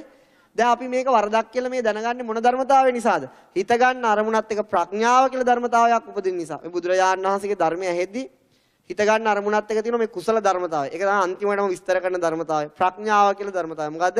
ප්‍රඥා. මෙන්න මේ ධර්මතාවය තමයි මේ පෙන්වන්නේ මේක වරදක් කියලා. එතකොට පින්නොත් සාමාන්‍ය ධර්මය අහපු නැති කෙනාට ප්‍රඥාව උපදින්න හේතු නැහැ. එහෙනම් එයාට ඒ වරද තේරුම් ගන්න හේතුව ඒක තමයි බුදුරජාණන් වහන්සේ කියන්නේ ආර්ය ධර්මයේ ශ්‍රවණය නොකරපු ආර්ය ධර්මයේ නොහික්කුණු කෙනා තමයි පෘථග්ජනය කියලා කියන්නේ. එතකොට පින්නතුනේ මේ පින්නතුන් පෘථග්ජන භූමියෙන් උඩට ඇවිල්ලා තියෙනවා. හැබැයි ආර්ය ශ්‍රාවකත්වයටපත් වෙලා දැන් මේ පිළිව වරද දන්නවා. ඒ කියන්නේ ආර්ය ධර්මයේ ශ්‍රවණය කළා තියෙනවා. ඒ ආර්ය ධර්මයේ හික්මෙන්න පුළුවන්කම තියෙනවා. හැබැයි සම්පූර්ණ තාම ප්‍රයාණය වෙලා එතකොට පින්න අපි ඉන්නේ ලෝක දෙකක් අතර. එකක් අපේ බලය වැඩි දිට්ඨිය තියෙන වෙලාවට පෘථග්ජන ලෝකෙට. ධර්මය අහන වෙලාවට ශ්‍රාවක ලෝකෙට. මේතන අපි ඉන්නේ මැද. අපි ඉන්නේ මැදක. ඒතකොට අපිට ඕනනම් මැරෙන්න කලින් ආර්ය ශ්‍රාවක පැත්තට පනින්න පුළුවන් දිට්ඨිය නැති කරගෙන. හැබැයි මරණයත් එක්ක නැවත දිට්ඨියටම එකතු වෙන්න පුළුවන්. ඒ දෙක අතර තියෙන. අපි හරියට අපි මේ ඉන්න අවස්ථාව පින්නතුනේ කොඩුවක් යම්කිසි අවුරුදු කාලේ තියෙන ග්‍රීස් ගහ. මේ ග්‍රීස් ගහේ කොඩිය ගන්න තියෙනවා. දැන් මොකද වෙන්නේ? මෙයා මැද ඉන්නකොට මොකද වෙන්නේ? කොඩියටත් භාගයයි. මුලටත් භාගයයි. එයා උඩටම යනවා හිතලා අයිත් බිමටම ඒක අපිට වෙන්න පුළුවන්. දැන් මේ අපි ඉන්නේ ග්‍රීස් ගහක අවස්ථාව. යම් අවස්ථාවක කොඩිය ගත්තොත් අයිත් එයාට ගන්න දෙයක් නැහැ. ඒතකොට එයා ඒ ජයග්‍රහණය ලැබලා ඉවරයි. ඒ නිසා අපිට දැන් මේ ධර්මයේ තේරුම් ගත්ත ප්‍රඥාව උපදින අවස්ථාව දෙපැත්තට වැටෙන අවස්ථාව. ඒ ප්‍රඥාව බලවත් වුණොත් විතරයි කොඩිය ලබා ගන්න. يعني මේ දිට්ඨිය සම්පූර්ණයෙන්ම වරද්දා ගැනීම නැති කරන්න පුළුවන්. දැන් මේ මම කියපු දේ හොඳට තේරුම් ගන්න. මම මගේ ආත්මයයි කියලා වරද්දා ගැනීමත් හිතත් එක්ක උපදින ධර්මතාවයක ස්වභාවය. ඒ ධර්මතාවයට කියන නම මොකද්ද? දිට්ඨිය. එහෙම ධර්මතාවයක් හිතත් එක්ක උපදිනවා. ඒක අකුසලයක්. ඒක මොකද්ද? අකුසලයක්. ප්‍රබලම අකුසලයක්. ඒ අකුසලයෙන් තමයි සතර පායට ඇදලා යන විශාලම බලයක් රැස් කරලා තියෙන්නේ. අන්න ඒක තමයි තේරුම. එහෙනම් මේ මම මගේ ආත්මය කියලා නැහැ කියලා පින්නතුනි මම මගේ ආත්මයයි කියලා හිතනවනේ අපේ හිතට අපි කොච්චර කිව්වා. ඒකත් ධර්මතාවය. ඒකත් මොකද්ද? ධර්මතාවය. ඒක හැබැයි පින්නතුනි මොකද්ද? වැරදි සත්‍ය විදියට තේරුම් ගන්න දෙන්නේ නැති ධර්මතාවය. එයා සත්‍ය විදියට තේරුම් ගන්න දෙන ධර්මතාවය මොකද්ද? ප්‍රඥාව. මොකද්ද පින්නතුනි? ප්‍රඥාව. එහෙනම් ප්‍රඥාව දියුණු වෙනකොට වර්ධ වැටෙනවා. අන්ධකාරයේ මිනිස්සු ඉන්නවා. කවදාවත් ආලෝකයක් දැකලා නැහැ. ඒතකොට ඒගොල්ලෝ හිතන්නේ ආලෝකය කියලා දෙයක් නැහැ කියලා. කවදාවත් එළියක් දැකලා නැත්තම් අපි හිතන්නේ මොකද්ද? ආලෝකය කියලා දෙයක් නැහැ කියලා අපි හිතනවා. නමුත් යම් දවසක ඕක එළියක් දැල්ලෙනවා.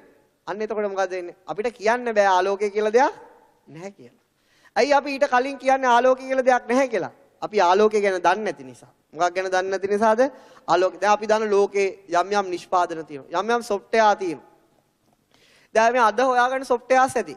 දැන් ඒ ගැන කිව්වට අපි දන්නවද? දන්නේ නැහැ. ඇයි දන්නේ නැත්තේ? අපි ඒ ගැන තේරුම් අරගෙන දැකලා අධ්‍යයනය කළා නැති නිසා. නමුත් අපිට ඒක දකින්න ලැබුණොත් අධ්‍යයනය කරන්න ලැබුණොත් අපිට ඒකක් නැහැ කියලා පිළිගන්න විදියක් නැහැ. දැන් අපි ආලෝකය නම් පොඩි කාලේ ඉඳලා දැකලා ආලෝකය තියෙයි කියලා දන්නවනේ. එතකොට ඒ ආකාරයට පින්නතුනි අපි මේ වරද්දා ගැනීම කියන එක අපි තුල තියෙන නිසා තමයි අපි ආලෝකයක් උදා වෙනවයි කියලා දන්නේ නැත්තේ. යම් දවසක පින්නතුනි මේක සම්පූර්ණ නැති වෙලා ආලෝකය දීප්තිමත්ව බැබළුනොත් අන්න එදාට තේරෙනවා අපිට ආලෝකය කියලා දෙයක් මනසත් එක්ක උපදිනවා. චක්කුං උදපාදි, ඥානං උදපාදි, විද්‍යා උදපාදි, ආලෝකෝ උදපාදි. ඒක බුදුරජාණන් වහන්සේ කියන එක හරියට මේ වගේ කියලා උපමාව වලින් දක්වලා තියෙනවා. මොකක්ද ඒ උපමාව? මහේ අන්ධකාරයේ යන මිනිස්සෙට පාරක් හොයා ගන්න ඕන. මහා ඝන අඳුරක් තියෙන්නේ. ඒතකොට මේ පාරක් හොයාගන්න කියලා කිසිම ආලෝකයක් එයාට නැහැ. එතකොට එයාට හරියට නිවැරදි මාර්ගය දැක ගන්න ආලෝකයක උපකාරය ඕන. අන්න එහෙම උපකාරයක් ඕන මිනිස්සෙට එකපාරට විදුලියක් කොටනවා. කොටනකොට එයා මොකද කරන්නේ? ඒ විදුලියෙන් යන්න ඕන පාර සියල්ලම දැක ගන්න. එහෙනම් පින්නොත් දිට්ඨිය ප්‍රහාණය වුණාට මෝහය ප්‍රහාණය වෙන්නේ නැහැ. දිට්ඨිය ප්‍රහාණය වුණාට ලෝභය ප්‍රහාණය වෙන්නේ. නමුත් දිට්ඨිය ප්‍රහාණය වෙන මොහොතේදී යන්න ඕන පාරය දැක ගන්න. ඒ කියන්නේ නිවන මොකද්ද කියලා අරමුණු කරනවා. ආර්ය අෂ්ටාංගික මාර්ගය මොකද්ද කියලා ප්‍රත්‍යක්ෂ කරනවා. එතනින් පස්සේ යා නතර කරන්න බෑ. මොකද යා පාර දැකලා ඉවරයි. අයිත් එයා දන්නවා යන්න ඕන ගමන මේ පැත්තටම මේ දිශාවම තමයි කියලා. යන්නේ ඒ ආලෝකයේ මනස ඇති වෙනකන්, ඒ හෙන පහර මනස ඇති වෙනකන්, ඒ දිට්ඨිය කියන මහා බලගතු බැම්ම විනාශ වෙනතුරු පින්නතුනි යම් වැඩපිළිවෙලක නිරත වෙන්න සිද්ධ වෙනවා. ඒක තමයි හිත තැම්පත් කරගෙන. ඒකට කියන සමාධිය. අනිත් එක තමයි සීලයකින් සංවර වීම. ඒකට කියනවා සීලය. අනිත් පැත්තේ මොකක්ද? ප්‍රඥාව දිනු කිරීම. ඉතින් ඒක ඒ තුල අනිවාර්යයෙන්ම අපි කොච්චර ඉගෙනුවා නිරත වෙන්න සිද්ධ වෙනවා. දැන් මේ ඉගැන්වීමේදී ওই තුනේ මොකද්ද දිනු වෙන්නේ? ප්‍රඥා ස්කන්ධය දිනු වෙනවා. මොකද්ද දිනු වෙන්නේ? ප්‍රඥා ස්කන්ධයට තමයි මේ වනි අභිධර්ම ඉගෙනීමක් බර වෙන්නේ. එතකොට මේ පින්නතු ඉතුරු ස්කන්ධات දිනු කර ගන්න ඕන. මොකද සීලයෙන් ලබන සමාධිය මහත්ඵලයි මහානිසංසයි. සමාධියෙන් ලබන ප්‍රඥාව මහත්ඵලයි මහානිසංසයි පින්නතු. ඒ නිසා ඒ ආකාරයේ අනිවාර්ය මැරෙන කලින් වැඩපිළිවෙලකට ඉන්න ඕන. ඒ වැඩපිළිවෙලේ හිටියොත් මේ වරද සම්පූර්ණ ප්‍රහාණය කරගන්න පුළුවන්. මේකට පින්නතුනි මේ මහා ඩිග්‍රී ගැනීමක් අවශ්‍ය වෙන්නේ නැහැ. මේකට අවශ්‍ය වෙන්නේ මේම වරදක් තියෙනවා කියලා Tamanට තේරෙන ප්‍රඥාවෙන් තේරුම් ගැනීම. අපි දැන් මෙහෙම හිතමු. අපි මෙහෙම හිතුවොත් මේ අභිධර්මය තේරුම් ගන්න පුළුවන් යම්කිසි ඉගෙනීමක් තියෙන කෙනෙක්ට විතරයි. එහෙම හිත ඒක වැරදි. එතන මේ ධර්මයේ තේරුම් ගන්න පුළුවන් ඉගෙනීමක් තියෙන කෙනෙක්ට විතරයි. ඉගෙනගත් අය බුද්ධිමත්තු ප්‍රඥාවන්තෝ නූගත් අය මෝඩයෝ කියලා අපි කල්පනා කරොත් ඒක වැරදිනේ. ඇයි සමහර කෙනෙක් නූගත්තුනේ මොකද වෙන්නේ? එයාට ඉගෙන ගන්න හේතු හැදුන්නේ නැහැ. එයාට සමහරට ඒ අධ්‍යාපනය දුන්නා නම් එයා ඊටත් වඩා බුද්ධිමතෙක් වෙන්න පුළුවන්. එහෙනම් පිළිවෙල අධ්‍යාපනය ලැබුණා පමණින්ම මේකට දක්ෂයෙක් වෙන්නේ. ඒක අපිට කියන්න බෑ. මොකද සමහර අයට ඉගෙන ගන්න බැරි වෙන්නේ ඒගොල්ලන්ට ඉගෙන ගන්න අවශ්‍ය හේතු හැදෙන්නේ නැති නිසා. ඒ නිසා ඒ අධ්‍යාපනය නමුත් එයාටත් ඒ හේතු ටික හැදුනා නම් එයා සමහරට අපිටත් වඩා බුද්ධිමතෙක් වෙන්න පුළුවන්. එහෙනම් අපිට නූගත් කමින් එයාගේ ප්‍රඥාව මනින්න බෑ. එයා දෙන්නෙකුට ඉගෙනීමේ දක්ෂයෙක් වෙනවද කියලා එකම හේතු දීලා බලන්න ඕන එකම පරිසර තත්ත්වයේදී. ඒතකොට යම් කෙනෙක්ගේ පෙර තියෙන වාසනාවට එයා ඒ හේතු තුළ ඉගෙනගෙන එයා බුද්ධිමතෙක් කියලා කල්පනා කරාට මෙලෝ අකුරක් බැරි කෙනා ඊට වඩා බුද්ධිමතෙක් වෙන්න සුදුසුකම් තියෙන්න පුළුවන්. ඔකට කියන්නේ කැලේ පිපෙන මල් කැලේම පර වෙනවා කියලා. නමුත් පින්නතුනි මොකක්ද වෙන්නේ? නමුත් එයා තුළ තියෙන්න පුළුවන් මේක ඉගෙන ගත්තොත් දක්ෂතාවය මේක සම්පූර්ණ ප්‍රහාණය කරන්න පුළුවන්. අපි ලෝකේ බුද්ධිමතුන් වෙයි කියලා හිතාගන්නේ යම් හේතු ටික රැස් කරගෙන ඉගෙන ගත්තොද වෙයි. ඒක එහෙම වෙන්නේ නැහැ. අනිත් අයටත් හේතු දීලා බලන්න ඕනේ ඒගොල්ලෝ ඒ தත්ත්වෙද නැද්ද කියලා. ඒ නිසා අපිට මේක අකුරක් බැරි කෙනෙක්ට හරි ඒ වටිනා ප්‍රඥාව ඇතුව එයා උපදිලා ඉන්න පුළුවන්. එයාට හේතු තියුන්නේ නැහැ යම් කිසි ආකාරයකට මේ බාහිර අධ්‍යාපනයක් ලබා ගන්න. නමුත් එයා මේ ධර්මතාවය ඇල්ලුවොත් එයා යන ගමන නතර කරන්න පුළුවන් වෙන්නේ නැහැ. ඒක පිළිබඳ අනිවාර්යයෙන්ම අරහත්ත්වය සාක්ෂාත් කරනවා. ඒවට ඕන තරම් උදාහරණ තියෙනවා. අර අපි දන්නෝ කක්කුටු මිදි වැද්දගේ කතාව. එයාගේ භාර්යාවගේ කතාව. ඉතින් ඒවා කියන්න ඕනේ නැණි විස්තර වශයෙන්. එතනින් ගියාට පස්සේ හොරකමේ යන්න ආපු හොරෙක්ගේ කතාව. ඒක දන්නවද? එක්තරා පිනතුනි බිරිඳයි ස්වාමියායි මොකද කරන්නේ? පොකට් ගහනවා. ඒක තමයි ජොබ් එක. කියන්නේ එයාලා කරන්නේ පින්දහම් කරන තැන් වලට හරි කොහේ හරි ගියොත් ඒගොල්ලෝගේ මොකද්ද මේ එක හොරකම් කරන්නේ. මෙතන එහෙම ආපු අය නැහැනේ. එහෙම නැහැ. ඉතින් ඒ කාලේ ඒ අයගේ ස්වභාවය තමයි ඒගොල්ලෝ යන්නේ සෙනග ඉන්න තැන මොකද්ද? ගේමක් දෙන්න බලාගෙන. ඉතින් හැමදාම බිරිඳ මතක් කරලා දෙනවා කොහේ හරි සෙනගක් තියනස්සේ යනවා ওই කන්න බොන්න නැහනේ කියලා. මිනිස්සේ යනවා කොහොම හරි පොකට් ගහගෙන එනවා. ඊට පස්සේ මොකද වෙන්නේ පින්නතුනේ? එක දවසක් යන්නේ පොකට් ගහන කවුද? ලෞතුරා බුදුරජාණන් වහන්සේ සිටින තැන. ගිහිල්ලා බලනවා හොඳ කොහේ හරි මොකක්ද අරයි යන්න තියෙන්නේ කියලා. බලනකොට මොකද? නමු පෙර විශාල ප්‍රඥාවක් ඇතුව ඉපදිලා තියෙන එක දැක්ක බුදුරජාණන්. අන්න යාට ඉලක්ක කළ ධර්මයේ දේශනා කරා. ආවේ හොරකම් කරන්න. උනේ මොකද්ද? හේතුඵල ධම අවබෝධ කිරීම. මොකක් කිරීමද? දැන් ගන්න බෑ. දැන් මගේ කියලා රැක ගන්න දෙයක් නෑ. කිස් සතින් ගෙදර යනවා. වයිප් පහනවා. මොනවද අරගෙන ආවේ? මුකුත් නෑ. තමුසෙට ওই අතපය නැද්ද? අතපය තියෙනවා. නමුත් රැක ගන්න දෙයක් නෑ. තේරුණේ නෑ. මොකද කරේ? කිව්වා මම වෙන මිනිස්සෙක් එක්ක යනවා කියලා. යන්න කිව්වා. වෙන ප්‍රශ්නයක් නෑ. නමුත් මං ආයි මරනවා තවත් කාගේවත් දෙයක් හොරකම් කරන්නේ නෑ හේතුව. නමුත් ඒක පින්නතුනේ බලන්න ඒ අවබෝධයට ආවට පස්සේ එයාව නතර කරන්න බෑ. තව අපි දන්න කුජුත්තරා උපාසිකාගේ කතාව. එයාට හැමදාම සාමායතලු බිසවරු දුන්න ඔළුවේ ගහන්න තියන්න මල්ගෙන කහවණු වටක් දුන්නා. 4කට ගැහුවා, ෆයිල් හැංගුවා 4ක් කිරි. අද කාලේ අය කොහොම හරි ඕවා හොයන්න පුළුවන්. නමුත් කුජුත්තරා කරපු වැඩේ කාටවත් හොයන්න පුළුවන් කම නෑ. මල් අරගෙන ගිහිල්ලා කියන කහවණු වටේ මල් ගෙනාවා කියලා. කාටවත් සැකයක් ඇති උනේ නෑ. ඒතර පින්නන්නේ මොකද ලෝතුරා බුදුරජා එක දවසක් මල් අරගෙන ඉන්න යනකොට බුදුරජාණන් වහන්සේව මුණ ගැහිලා ධර්මයේ ශ්‍රවණය කරන්න වාසනාව ලැබුණා. එයාත් නැගිටින්න මොකක් වෙලාද? ඔයා සෝවාන්. ඒ කියන්නේ මේ සක්කාය දිට්ඨිය ප්‍රහාණය කරන. දැන් ප්‍රශ්නයක්. 8ක මල් ගෙනිච්චොත් හිස ගසා දානවා. 4ක මල් ගෙනිච්චොත් වැඩක් නැහැ. රැක ගන්න දෙයක් නැහැ. හිස ගසා දැම්මත් කමක් නැහැ. 8ේම අරගෙන යන්න. අන්න බලන්න. ඊට කලින් හිතුවේ මොකද්ද? හාපෝ කවදාවත් මේ 4 නම් මල් ගෙනියන්නේ නැහැ. ඒක මට. ඒක මගේ දේවල් වලට. ඉතින් ඒකනේ ප්‍රශ්නේ පින්න. එහෙනම් අද ඉන්න එහෙම ෆයිල් අලුතෙන් හංගන්න නැති වෙනවා නම් මොකද්ද වෙන්න ඕන? සෝතාපන්න වෙන්න ධර්මයේ පුරුදු කරලා ගන්න ඕන. යා ඒතකොට උනොත් නම් කවදාවත් ප්‍රශ්නයක් නෑ. ඕන තරම් දේවල් දෙන්න පුළුවන්. හැබැයි ඊට මෙහාට දුන්නොත් අපි ඔතෙන්ට ගියත් අපිටත් ওই ටිකම තමයි. වෙන දෙයක් වෙන්නේ නෑ. ඒ මොකද? පමණක් අය හොඳට නිදා ගන්න.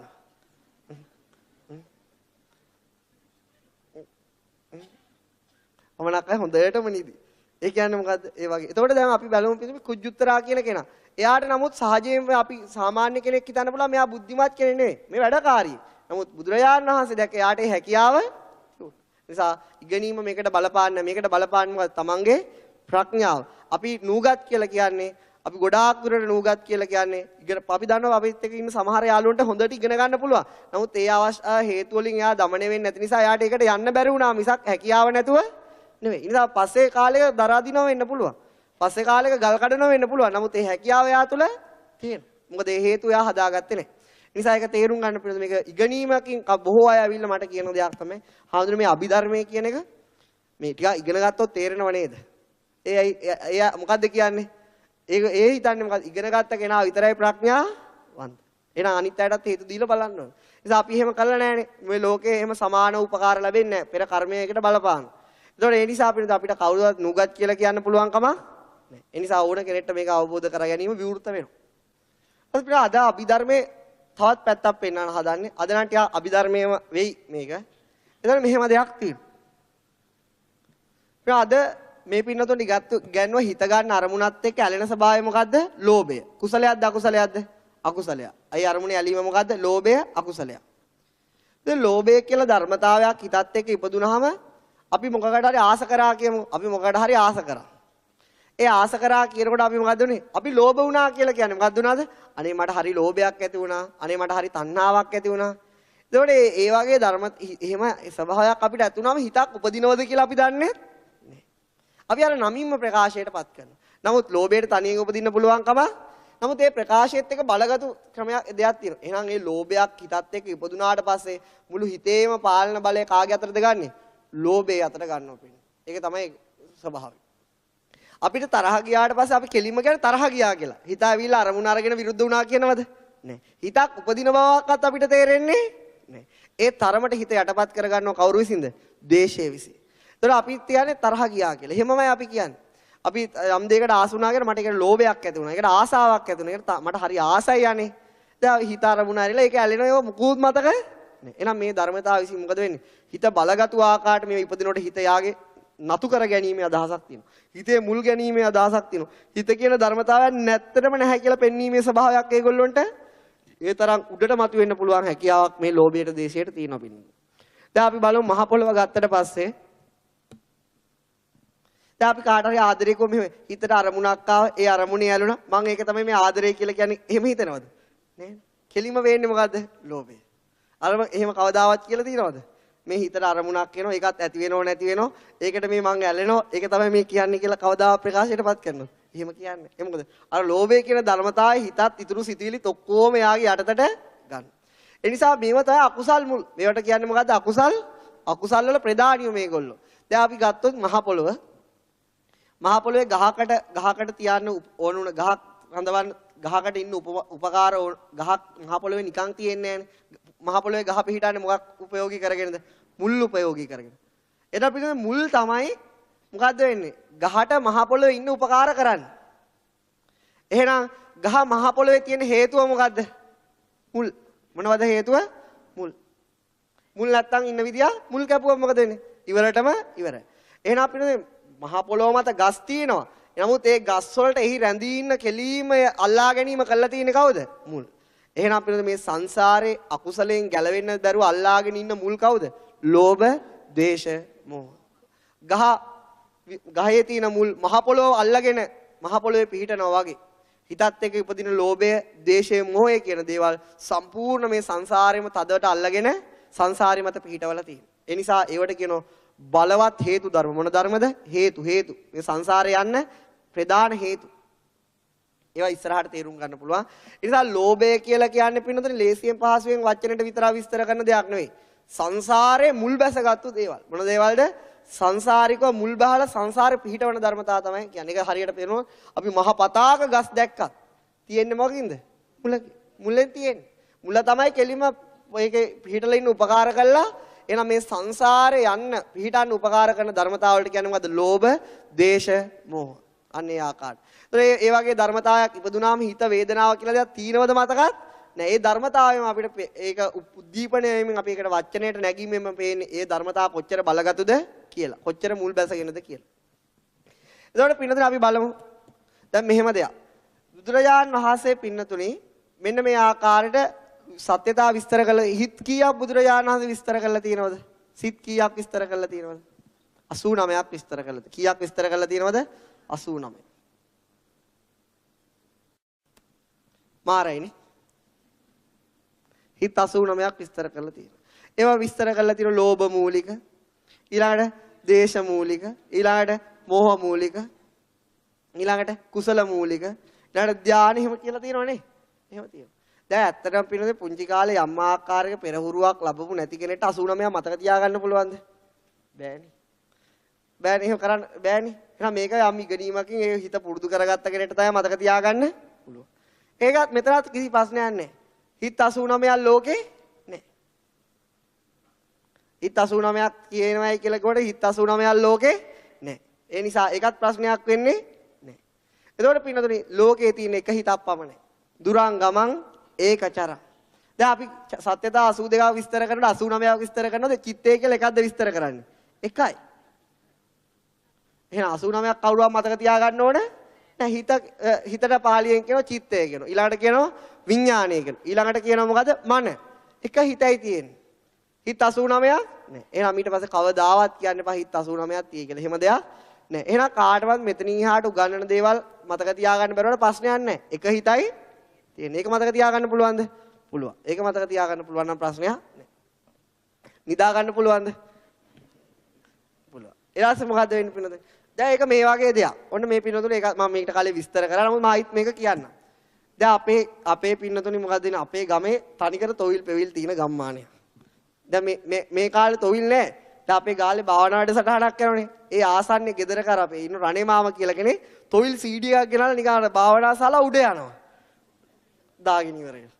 ඉතින් එහෙම වුණක් අපේ ගමේ තොইল උණක් තියෙනවා. ඉතින් මම කිව්වට පස්සේ ඒක වහලා දැම්ම. නමුත් ඔය ආකාරයට පින්නදනේ දැන් මේ පින්නතු භාවනාවට આવත් එයා අනිවාර්යයෙන්ම ඔක නටන්න කියලා දානවා. ඉතින් ඒ නිසා ඒ ආකාරයට අදටත් ඒ තොවිල් පෙවිල් වලට ආසාවක් ඒ පැත්තේ යන ගතිය අදටත් තියෙනවා. ඉස්සර ඕක ඊටත් වඩා තිබුණා. ඒ කාලේ පින්නතුනේ අනිවාර්යයෙන් අපේ ගමේ දෙන්න තුන් දෙනෙක්ට කළු කුමාරයා හරි මහසෝණ හරි කවුරු හරි ගහනවා. ඔය එකෙක් මොකෙක් හරි වැහෙනවා. ඊට පස්සේ අනිවාර්යයෙන්ම ගිහිල්ලා නූලක් දැම්මට පස්සේ තියෙන්නේ කෙලින්ම නූල බඳින්නේ 18 සංනියක. ඒ කාලෙත් නැහැනේ ওই කතා නැහැ සුජාතා ඒ කිසිවක් නැහැ. මොකද තව රේණුකා මුකුත් නැහැ. සර්ණා මුකුත් නැහැ. ඒ බලන්න ටීවී නැහැ. ඒ කාලේ බලන්න තියෙන්නේ 18 සංනියක් වගේ එක්කෝ තියටර් එකක් වගේ දෙයක් තමයි. මේ පින්නතුනේ එහෙම කාලයක් තිබුණේ නැද්ද? එහෙම කාලයක් තිබුණා. ওই කතා පටන් අරගෙන වැඩි කාලයක් නැහැනේ. ඉතින් ඒ කාලේ කරන්ට් එක ඇවිල්ලත් නැහැ.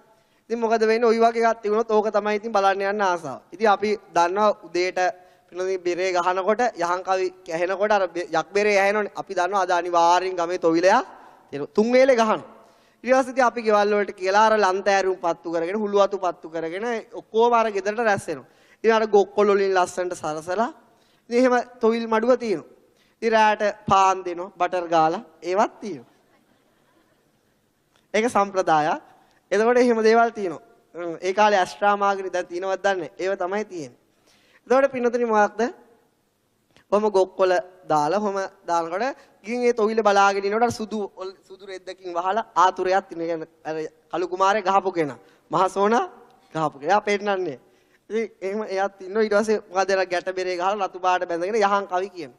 ඉතින් තොවිලේ මුලේ ඒ තරම් ගතියක් නැහැ. ඊට පස්සේ හොයේ කිය ඉන්නවා. රෑ 12 පහු වෙනකොට ඔන්න එනවා කවුද? යක්කු. කවුද එන්නේ? යක්කු එනවා පින්නතුනි. පළවෙනියට එන්නේ මොන යකාද?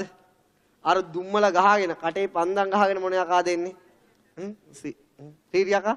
ඔය එන්නේ අර ගොක්කොල දාගෙන පන්දම් ගහගෙන එනවා. ඊට පස්සේ ඇවිල්ලා අර පොඩි යාව ඉතින් අපි ඉතින් තුරුලෙන් තුරුලටම යනවා. ඇයි දෙයියන්ගේ පිටයි යකා ගැහුවා. ඊට පස්සේ මොකද වෙන්නේ පින්නතුනි? දැන් මෙයා යනකොට අර බෙර ගහන අය අර දුම් ගහන අය ඔක්කොම දුම් වැහෙන්නම ගහනවා. අර ආතුරේ ගඟට පයින්ෝ ඉවරයක් නේ. එයාට එකයක් ඇගෙව දෙවෙනි එකක් ගෙව රීරියක. ඊළඟට එනවා කවුද? මහසෝන. මහා කළු පාට වලාවක් දාගෙන රතු පාට ඇස් දිවක් මෙහෙම ඇදගෙන අවිල්ලා නටනවා දැන් නම් පොඩි ආව ඉවරටම ඉවරයි. දැන් දෙවෙනි එකත් එයාට ගහනවා. දැන් යකු කී දෙනෙක් ආවද? දෙන්නේ. දැන් අපිට කෙලින්ම අදහසක් වුණා අපේ ගමේ යකු දෙන්නෙක් සැරේ සරනවා දෙන්නම අපි දැකගත්තා. මුන්නම් අපිට තනියෙන් ඉන්න වෙලාවට එන්න එපා. ඊට පස්සේ මොකද වෙන්නේ? හිතේ ඉතිබිසෝ භගවා අරහං ඒ ඔක්කොම මිනිසුන්ට කියවෙනවා ඇති. කොමාරි පාන්දර එළියාම එනකොට යක්කු 18ම ඇවිල්ලා ඉවරයි. දැන් අපේ ගමේ මහා මිනිස්සෙක්වත් උදේ පාන්දර 6ටවත් ගමේ තනියෙන් යයිද? පිස්සු එහෙම යන්නේ කවදාවත් යවෙන්නේ. ඊට පස්සේ මොකද අපි දැන් ගෙදර ගියත් අපිට අපේ හිතේ ජීවත් වෙන්නේ කවුද? යක්කු 18 දෙනෙක් ඉන්නවා. යක්කු කී දෙනෙක් ඉන්නවද? 18. ඉතින් අපි රැයට කියලා දින මහසෝන එන්නේ මේ පැත්තෙන්, රීරියකා එන්නේ මේ පැත්තෙන්. බැරි වෙලාවත් නම් රැයට ඇස් දෙක හරි ඉන්නේ නෑ. ඒක හදිසියෙන් හරි මුත්‍ර බරක් හරි හැදුනොත් උදේ වෙනකන් හිටියත් යන්නේ නෑ පෙ. ඒක හදිසිය හරි එළියට ගිහින් අල්ලගත්තොත් ඕක හිතේ තියෙනකන් ඔහොම තමයි. මම මේ පින්නතුන ඒවා එතකොට අපේ 100 කතන්දර එහෙම කියා දෙනකොට තවත් අරව ජීවමාන වෙලා වගේ පේනවා. 100ට හම්බුණා කියලා 100 කියනවා. එතකොට මොකද වෙන්නේ? තවත් බය හිතෙනවා. ඉතින් මට පුංචි කාලේ ඉඳලම හිතුනේ යක්කු 18ක් අපේ ගමේ ඉන්නෝ ලේසි පහසු ගමක් නෙවෙයි කියලා. මට මද 4 හරි 5 වසරේදී හරි අපේ ඉස්කෝලේට ආව යාළුවෙක් බටුවංගල කියලා. මම අපේ ගෙවල් ටිකක් ඈත. ගෙදරක දවස ගියාම මේ යක්කු 18 දෙනා බිත්තියේ එල්ලලා ඉන්නවා. අර මම තොවිල් ගෙදරේ දකපු යක්කු 18 දෙනාම ගෙදර මෙහෙම එල්ලලා ඉන්නවා. මං අහුව බටුවංගල මම මේව තොවිල් ගෙදර දැක්කනේ. ඕවා ඔක්කොම දාගෙන ආටානේ අපේ තාත්තා. එදා තමයි මම මේ තීරුම් ගත්තේ යක්කු 18ක් නෑ. මේව බැඳගෙන නටන එකම මිනිස්සෙක් කියලා. ඒක පුංචි කාලෙදිම තමයි මට ඒ තීරුම ආවේ අරක දැක්කට පස්සේ. එතකොට පින්නදනේ අපි යක්කු 18ක් හිතේම වාගෙන තියෙන්නේ. ඇත්තටම එකම යකා තමයි ඉඳලා තියෙන්නේ. ඒක බට්ටගේ තාත්තා.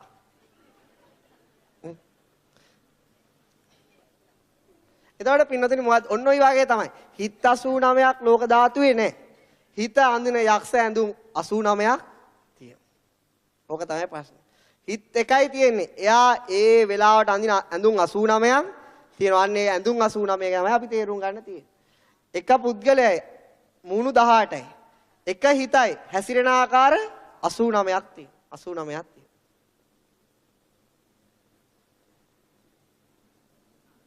එතකොට දැන් අද කියා දෙන්න යන්නේ පිටුතුනි. හිත හැසිරෙන 89 ආකාරයෙන්ම කියා දෙන්න. ඊළඟ දේ තමයි මේ එකක්වත් කටපාඩම් කරන්න ඕන එකක්වත් ඕනේ.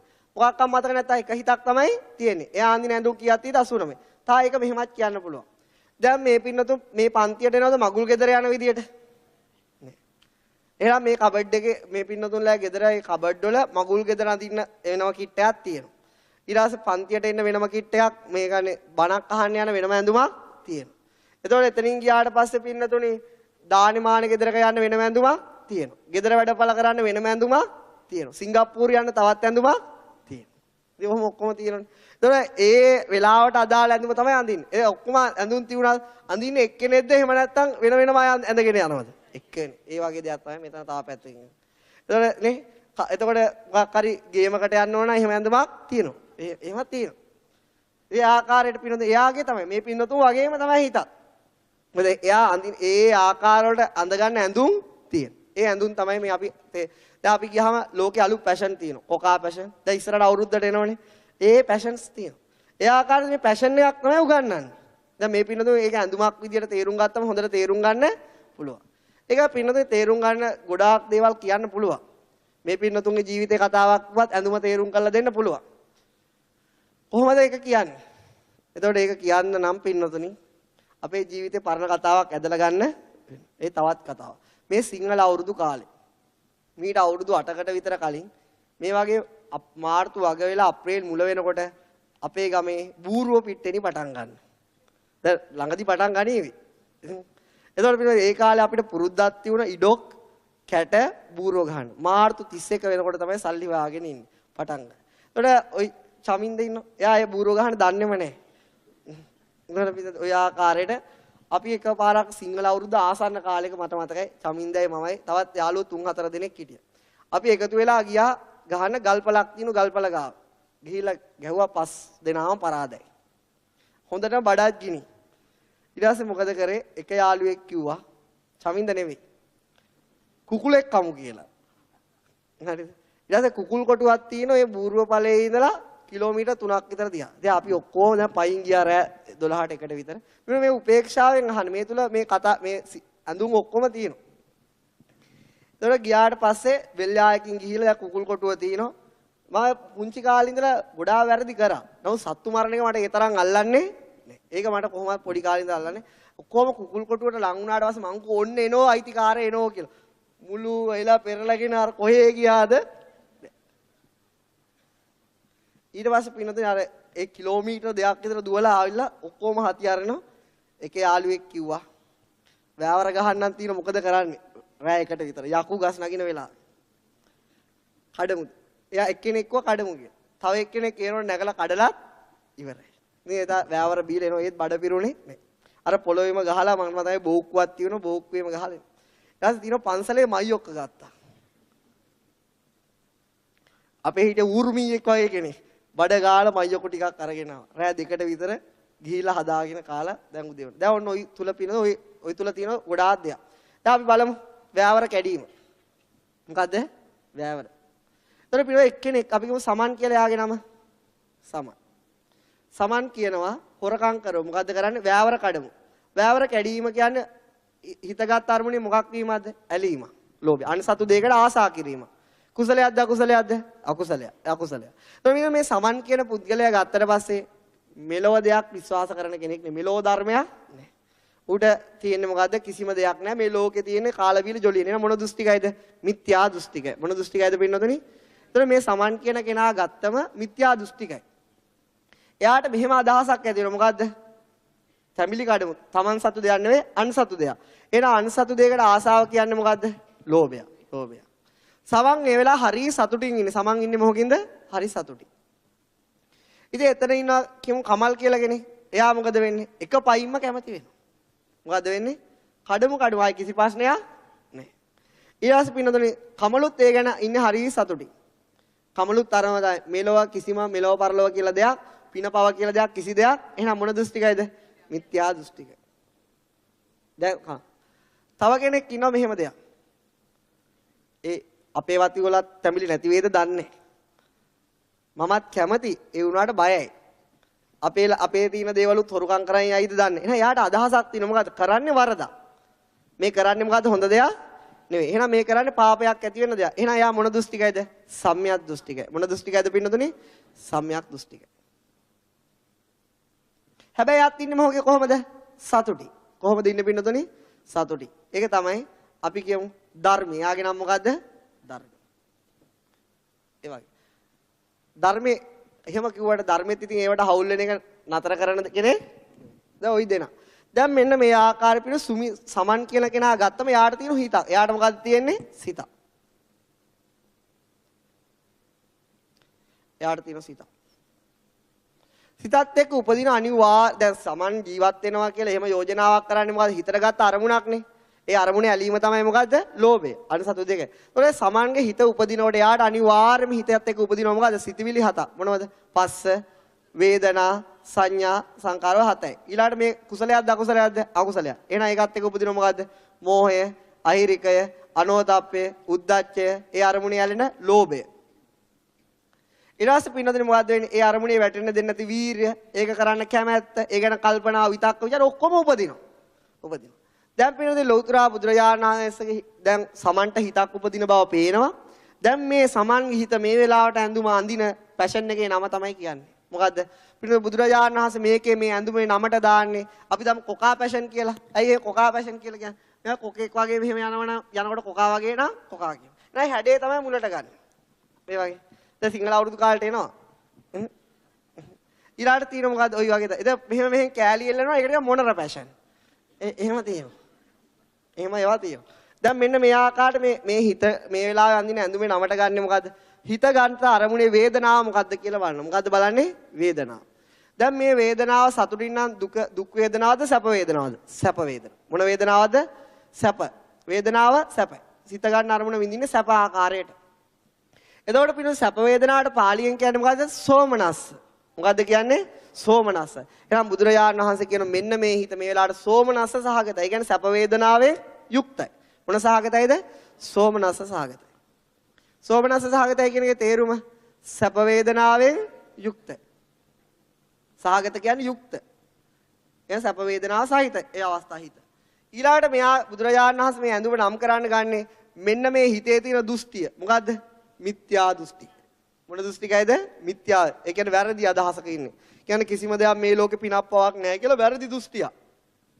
එතකොට පින්නතුනි මෙන්න මේ කෙනාගේ හිත මේ දෘෂ්ටිය වැරදි දෘෂ්ටියට එකතු වෙලාද වෙන් වෙලාද? එකතු වෙලා. එකතු වීමට කියන්නේ එක්වීමට කියන්නේ සම්පයුක්තයි කියලා. මොකද්ද කියන්නේ? සම්පයුක්තයි. එහෙනම් දෘෂ්ටියට කියන්නේ දෘෂ්ටිය. වරද්දා ගැනීම. වරද්දා ගැනීමත් එක්ක එකතු වෙලා මේ හිත. එහෙනම් දෘෂ්ටිගත සම්පයුක්තයි. සම්පයුක්තයි කියන්නේ මොකද්ද? වරදට එකතු වෙලා.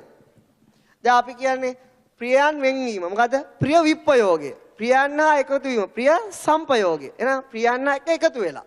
එහෙනම් මේකද? වරදියට එකතු වෙලා දෘෂ්ටිගත සම්පයුක්ත. සම්පයුක්ත. එතකොට මෙන්න මේ ආකාරයේ මේ තැඹිලි කඩන්න මුලින්ම අදහස ඇති වෙන්නේ කාටද? සමන්ට. එහෙනම් සමන්ට ඒක කවුරුවත් කියවන පළියනේ යාට ගහ දැක්ක ගමම හිතුණා ගහ දන්න මිනිහට කොළ කඩා පාන්න ඕන නැහැ කියන අදහස. එතකොට මොකද්ද වෙන්නේ? එහෙනම් අපිට තමන්ට නම් හිතෙන්නේ කවුරුවත් ඒකට යෝජනාවක් කළා නැත්තම්. ඒකට කියන්නේ අසංකාරිකයි කියලා. මොකක් කියද්ද කියන්නේ? අසංකාරිකයි. තමන්ටම හිතෙන්නේ. අසංකාරිකයි. එතකොට පින්නතුනි මේ එකම හිතක් ඒ හිතේ ඇඳුම මොකද්ද? ඒ හිතේ ඇඳුමේ නම තමයි මොකද්ද? සෝමනස්ස සාගත, දුට්ටිගත සම්පයුත්ත, අසංකාරික සිත. අඳින්නේ 18ම පියතුංග මාමා කළු පාට දිව ඇදපු එක ඇඳගෙන එනකොට කියන්නේ මොකද්ද? මහසෝන් එනවයි කියලා. කවුද එනවයි කියලා කියන්නේ? මහසු. එහෙනම් මෙන්න මේ වගේ ආකාරයට හිතක් පහළ වෙන අන්සතු අරමුණකට ආසාවක් Tamanටම තනියෙන් හිතනකොට ඒකට බුදුරජාණන් වහන්සේ කියන්නේ අන්නේ අවස්ථාව හිත මොන සහගතයිද? සෝමනස්ස සහගත, දුස්තිගත සම්පයුත්ත, අසංකාරික. ඒක තේරුම තමයි සැප වේදනාව සහිත මිත්‍යා දෘෂ්ටිය එකතු වෙච්ච Tamanටම හිතෙන අකුසල මොකක්ද අකුසල හිත. මේක පිනොත් මේ යාලා තරහින්ද ඉන්නේ සතුටින්ද? සතුටින්. එහෙනම් සතුටින් අකුසල් කරන්න පුළුවන්ද බැරිද? පුළුවන්. සතුටින් අකුසල් කරන්න පුළුවන්. එහෙනම් මේ වෙලාවේ මෙයාට ප්‍රීතිය උපදිනවද නැද්ද? උපදිනවා. මෙයාට මේ වෙලාවේ ප්‍රීතිය උපදිනවා. එතකොට පින්නතුනි මෙන්න මේකට මුල් උනේ මොකද්ද? අනිසතු දෙයකට ආසාව. මොකද්ද මුල් උනේ? ලෝභය. එහෙනම් මේ හිත මොන මූලිකයි කියනවද? ලෝභ මූලිකයි කියලා කියන. බුදුරජාණන් වහන්සේ කියන මේක මොන මූලිකයිද? ලෝභ මූලිකයි. ලෝභය තමයි මුල් වෙන්නේ. ලෝභය මුල් උනේ නැත්නම් අනිසතු දෙයකට ගැන එහෙම හිතෙන්නේ නැහැ. අනිසතු දෙයකට ආසාව කියන්නේ ලෝභය ප්‍රධාන වුණා. ඒ ලෝභය ප්‍රධාන වෙච්ච නිසා සිතටයි සිතුවිලි වලටයි වේදනාවයි සියල්ලම ඊට අනුකූල වුණා. ඊළාට ඉන්නවා කමල්. කමලුත් මෙලොව පරලොව විශ්වාස කරන්නේ. කමලුත් ඒක අහල සතුටින් ඉන්නේ. එහෙනම් මොන සාගතයිද? සතු පාට පෑනක් නැත්නම්. හරි කමක්. මොන සාගතයිද? සෝමනස්ස සාගත.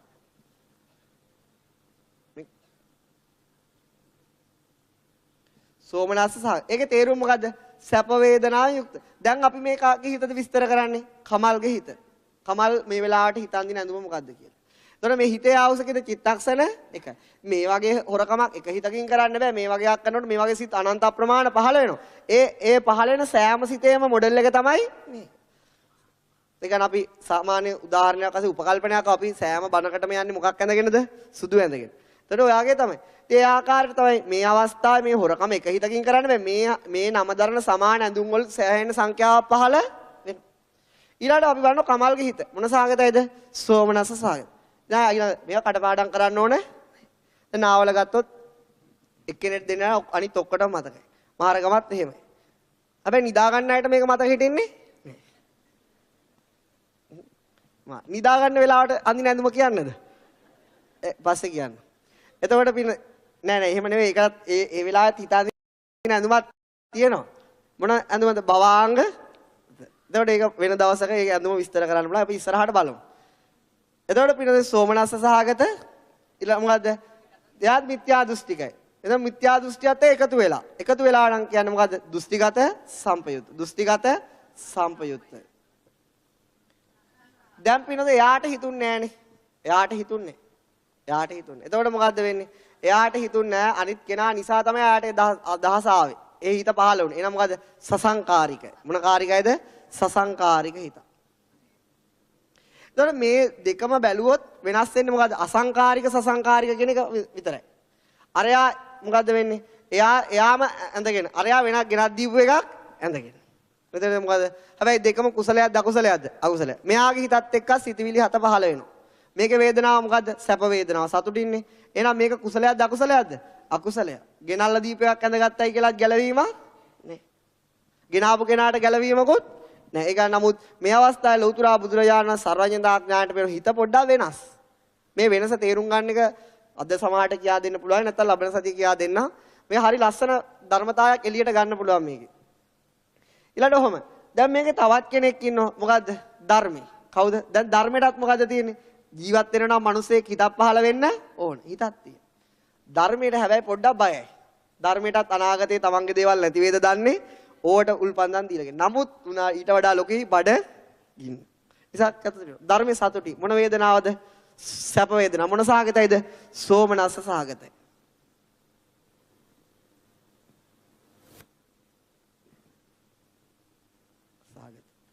එතකොට පින්නතුනි මොකක්ද වෙන්නේ? මෙන්න මේ අවස්ථාවේ මෙයා ධර්මයේ පිනපාව පිළිගන්න කෙනෙක් මිත්‍යා දෘෂ්ටිකේ නෙවෙයි. එහෙනම් මොකද? මිත්‍යා දෘෂ්ටියට විරුද්ධයි. එලා විප්පයෝගය විප්පයුත්තයි. මොනවද? දෘෂ්ටිගත විප්පයුත්තයි. දෘෂ්ටියට විරුද්ධයි. දෘෂ්ටිගත විප්පයුත්තයි. ඒ කියන්නේ දෘෂ්ටියට විරුද්ධයි. එකතු වෙලා නම් සම්පයුක්තයි. වෙන් වෙලා නම් විප්පයුක්තයි. මිත්‍යා දෘෂ්ටියෙන් වෙන් වෙලා. එතකොට මේ ධර්මයටත් මේක එයාට හිතුන්නේ නැහැනේ මේක කරන්න. කවුද? සමන්ගේ වචනයට තමයි අනුබල හිත පහළ වෙන්නේ. එහෙනම් මොකද්ද? සසංකාරික. මොන කාරිකයද පින්නොදනි? සසංකාරික. දැන් බලන්න මේ හිත අඳින ඇඳුම වෙනස් වෙන්නේ මොකද්ද? දෘෂ්ටියේ. දැන් අපි වැළුවොත් ওই පුද්ගලයා තුන් දෙනාම කරන්නේ එක වරදක්. නමුත් අඳින්නේ ඇඳුම් තුනක්. ඒක දකින්නේ කවුද? ලෞතර බුදුරජාණන් වහන්සේ. ඒක තමයි ප්‍රධාන ලස්සන දේ. ඒක තව ගොඩාක් දේවල් මතු කරගන්න පුළුවන්. එතකොට පින්නතේ මොකක්ද වෙන්නේ? ඊළාට එනවා මෙතෙන්ට අර දැන් ෆාම් එකට ගිහිල්ලා දුවල එනවා වෑවර බොනකොට පියල් කියලා කෙනෙක්. වෑවර ඉවරයි. ඉතින් යාට කියනවා දැන් ඉතින් කරන්න දෙයක් නෑ. වැඩක් නෑ මං කොහමද ගහකින් එන ගමන් කඩම් බීලා ආවේ. එන ගමන් කඩම් බීලා ආවේ. ඒතර පියල් මෙහෙම කෙනෙක්. කොහොම කෙනෙක්ද? පිනපාව පිළිගන්නවා. තමන් කරන වරදක් තනියෙන් තමයි ගේම් එක දෙන්නේ. වෙන කවුරුවත් දායක කරගන්නේ නෑ. හොරකමක් කරත් තනියෙන්, කඩේකින් බඩුවක් හොරකම් කරත් තනියෙන්. ඒතර තනියෙන් වෙන කෙනෙක්ට සම්බන්ධයක් යෝජනා කිරීමක් නෑ. ඒතර පිනද පියලුත් ඒක අවස්ථාවේ ඉන්නේ හරි සතුටින් ඒ කරපු දේ පිළිබඳ. දැන් පියල්ගේ හිත මොකද්ද කියලා බලමු. සෝමනස්ස සාගත. මොන සාගතයිද? සෝමනස්ස සාගත. සාගත. මිත්‍යා දෘෂ්ටික නැහැ. පිනපා තේරෙනවා. නමුත් ඉතින් ජම්මෙට වඩා පුරුද්ද ලොකු. ඒ නිසා මොකද දෘෂ්ටිගත විප්‍රයුක්තයි. එයාම තනියෙන්නේ. එහෙනම් මොකද්ද? අසංකාරික. මොකද්ද පින්නතුනි? අසංකාරික. එකම දෙයක් කරා කියලා දැනුණට ඒ වෙලාව හිත ඇඳලා තියෙන්නේ මොකද්ද? ඇඳුම් හතරක්. ඒක දකින්නේ කවුද? ලෞතර බුදුරජාණන් වහන්සේ. අපි හිතන්නේ එක වරදක් වුණා කියලා. නමුත් මේවා අදම සමාහට තේරුම් කරන්න කාලයක් එයි. දැන් මේවා එකක්වත් කටපාඩම් කරන්න ඕනේ. දෙක තේරුම්. ඊළාට පින්නතුනි මේ ආකාරයෙන්. දැන් මම මෙහෙම අහන්නම්කෝ. දැන් ඔන්න තවත් දැන් මම මේ පින්නතුන්ගේ ජීවිත කතාවක් කියන්න. දැන් මේක මගේ ගන්න මේ පින්නතුන් මේ වගේ දේවල් සමහරට කරලා මීට වඩා ඒවත් කරලා ඇති. ඒක වැඩක් නෑ. නම මම සාමාන්‍ය කරන දෙයක් කියන්න. දැන් සමහර මිනිස්සු ඉන්නෝනේ කොච්චර මොනවා හරි hina වෙන්න තුනත් hina වෙන්නේ නෑ. එහෙම බකන් නිලාගෙන ජීවත් වෙන මිනිස්සු ඉන්නවද නැද්ද? ඉන්නවා. එහෙම මොඩල් තියෙනවා. එහෙම මේ ලෝකෙත ඉස්කෝලේ ගියත් hinaවක් නෑ එනවා. ඒතර අපි හිතන්නේ මේ මිනිස්යාට කිසිම හැඟීමක් නැද්දෝ කියලා හිතෙනවා. නමුත් එයාට එකතු වෙන්නෙත් ඒ වගේම අයද නැත්නම් කැකිරි පල්න අය එයාට එකතු වෙයිද? එයාට එකතු වෙන්නෙත් ඒ වගේම අය තමයි. කැකිරි පල්න අයට එකතු වෙනවා. බකන් නිලාගෙන ඉන්න අය බකන් නිලාගෙන ඉන්න අයට එකතු වෙනවා. ඒක තමයි ඇත්ත. අපි බලමු දැන් ඔන්න ඒ වගේ බකන් නිලාගත්තේ හිටපු යාළුවෝ 5-6 දෙනෙක් කොහොමද ළමයි 50ක් විතර ඉස්කෝලේ ඉන්නකොට ඒ අයත් එක්ක ඉන්නවා. හැමදාම පන්ති ඇවිල්ලා වාඩි වෙලා හවසට ගෙදර යන්න පුරුදු වෙලා ඉන්න සෙට් එක එහෙමම තමයි. පන්තියෙන් පැනලා යන්න පුරුදු වෙච්ච අය එහෙමම තමයි. ඒක ලෝක ධර්මතාවය. අයිත් සමාජයට ගියත් බණක් අහන්න ගියත් එයා එකතු වෙන්නේ කැකිරි පල්න අයටද hina වෙන්නේ නැති අයටද? එයා ගානට යත් එක අනාගත යත් යාළුවෝ එකතු කර ගන්නවා. එකතු කරගන්න එයාට ගැළපෙන අය. ඉතින් ඒ වගේ දෙන්නෙක් ඉන්නවා මේ වගේ සිංහල අවුරුදු කාලෙට එයාට මෙහෙම හිතක් පහල වෙනවා. කොහොම හිතද්ද? එයාට හිතන මේ ඇඳුම් ටිකක් ගන්න යන. කාටද? අපි කියමු එයාගෙනම ඩිස්කෝ කියලා. හරිද? එහෙම හිතමු. එයාට හිතනවා මෙහෙම. හිතනවා මේ එයාට මේ තේරෙනවා මේ අලුත් ෆැෂන් එකක් යනවා මේ කාලේ. ඒක තියෙන්නේ මොකද්ද? ඔඩෙල් එකේ යන්න. දැන් ඩිස්කෝ යනකොට කවුද ඉන්නේ? ක්‍රිස්කෝ ඉන්නවා. ඒ මොඩල් එකේම තමයි. මෙයා කියනවා මෙහෙම.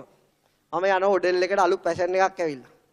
ඔයත් එනවද? මෙලෝ හිනාවක් නැහැ ඇවිල්ලා වාහනේ වාඩි වෙනවා. හිතන්නේ ආසාවක් නැහැ කියලා. නමුත් ඒත් ඇවිල්ලා වාඩි වෙනවා. දැන් මොකද වෙන්නේ? මෙයාට හිතක් තියෙනවා. මෙයාට මොකද? ඩිස්කෝට හිතක් තියෙනවා. එයාගේ හිත බලමු.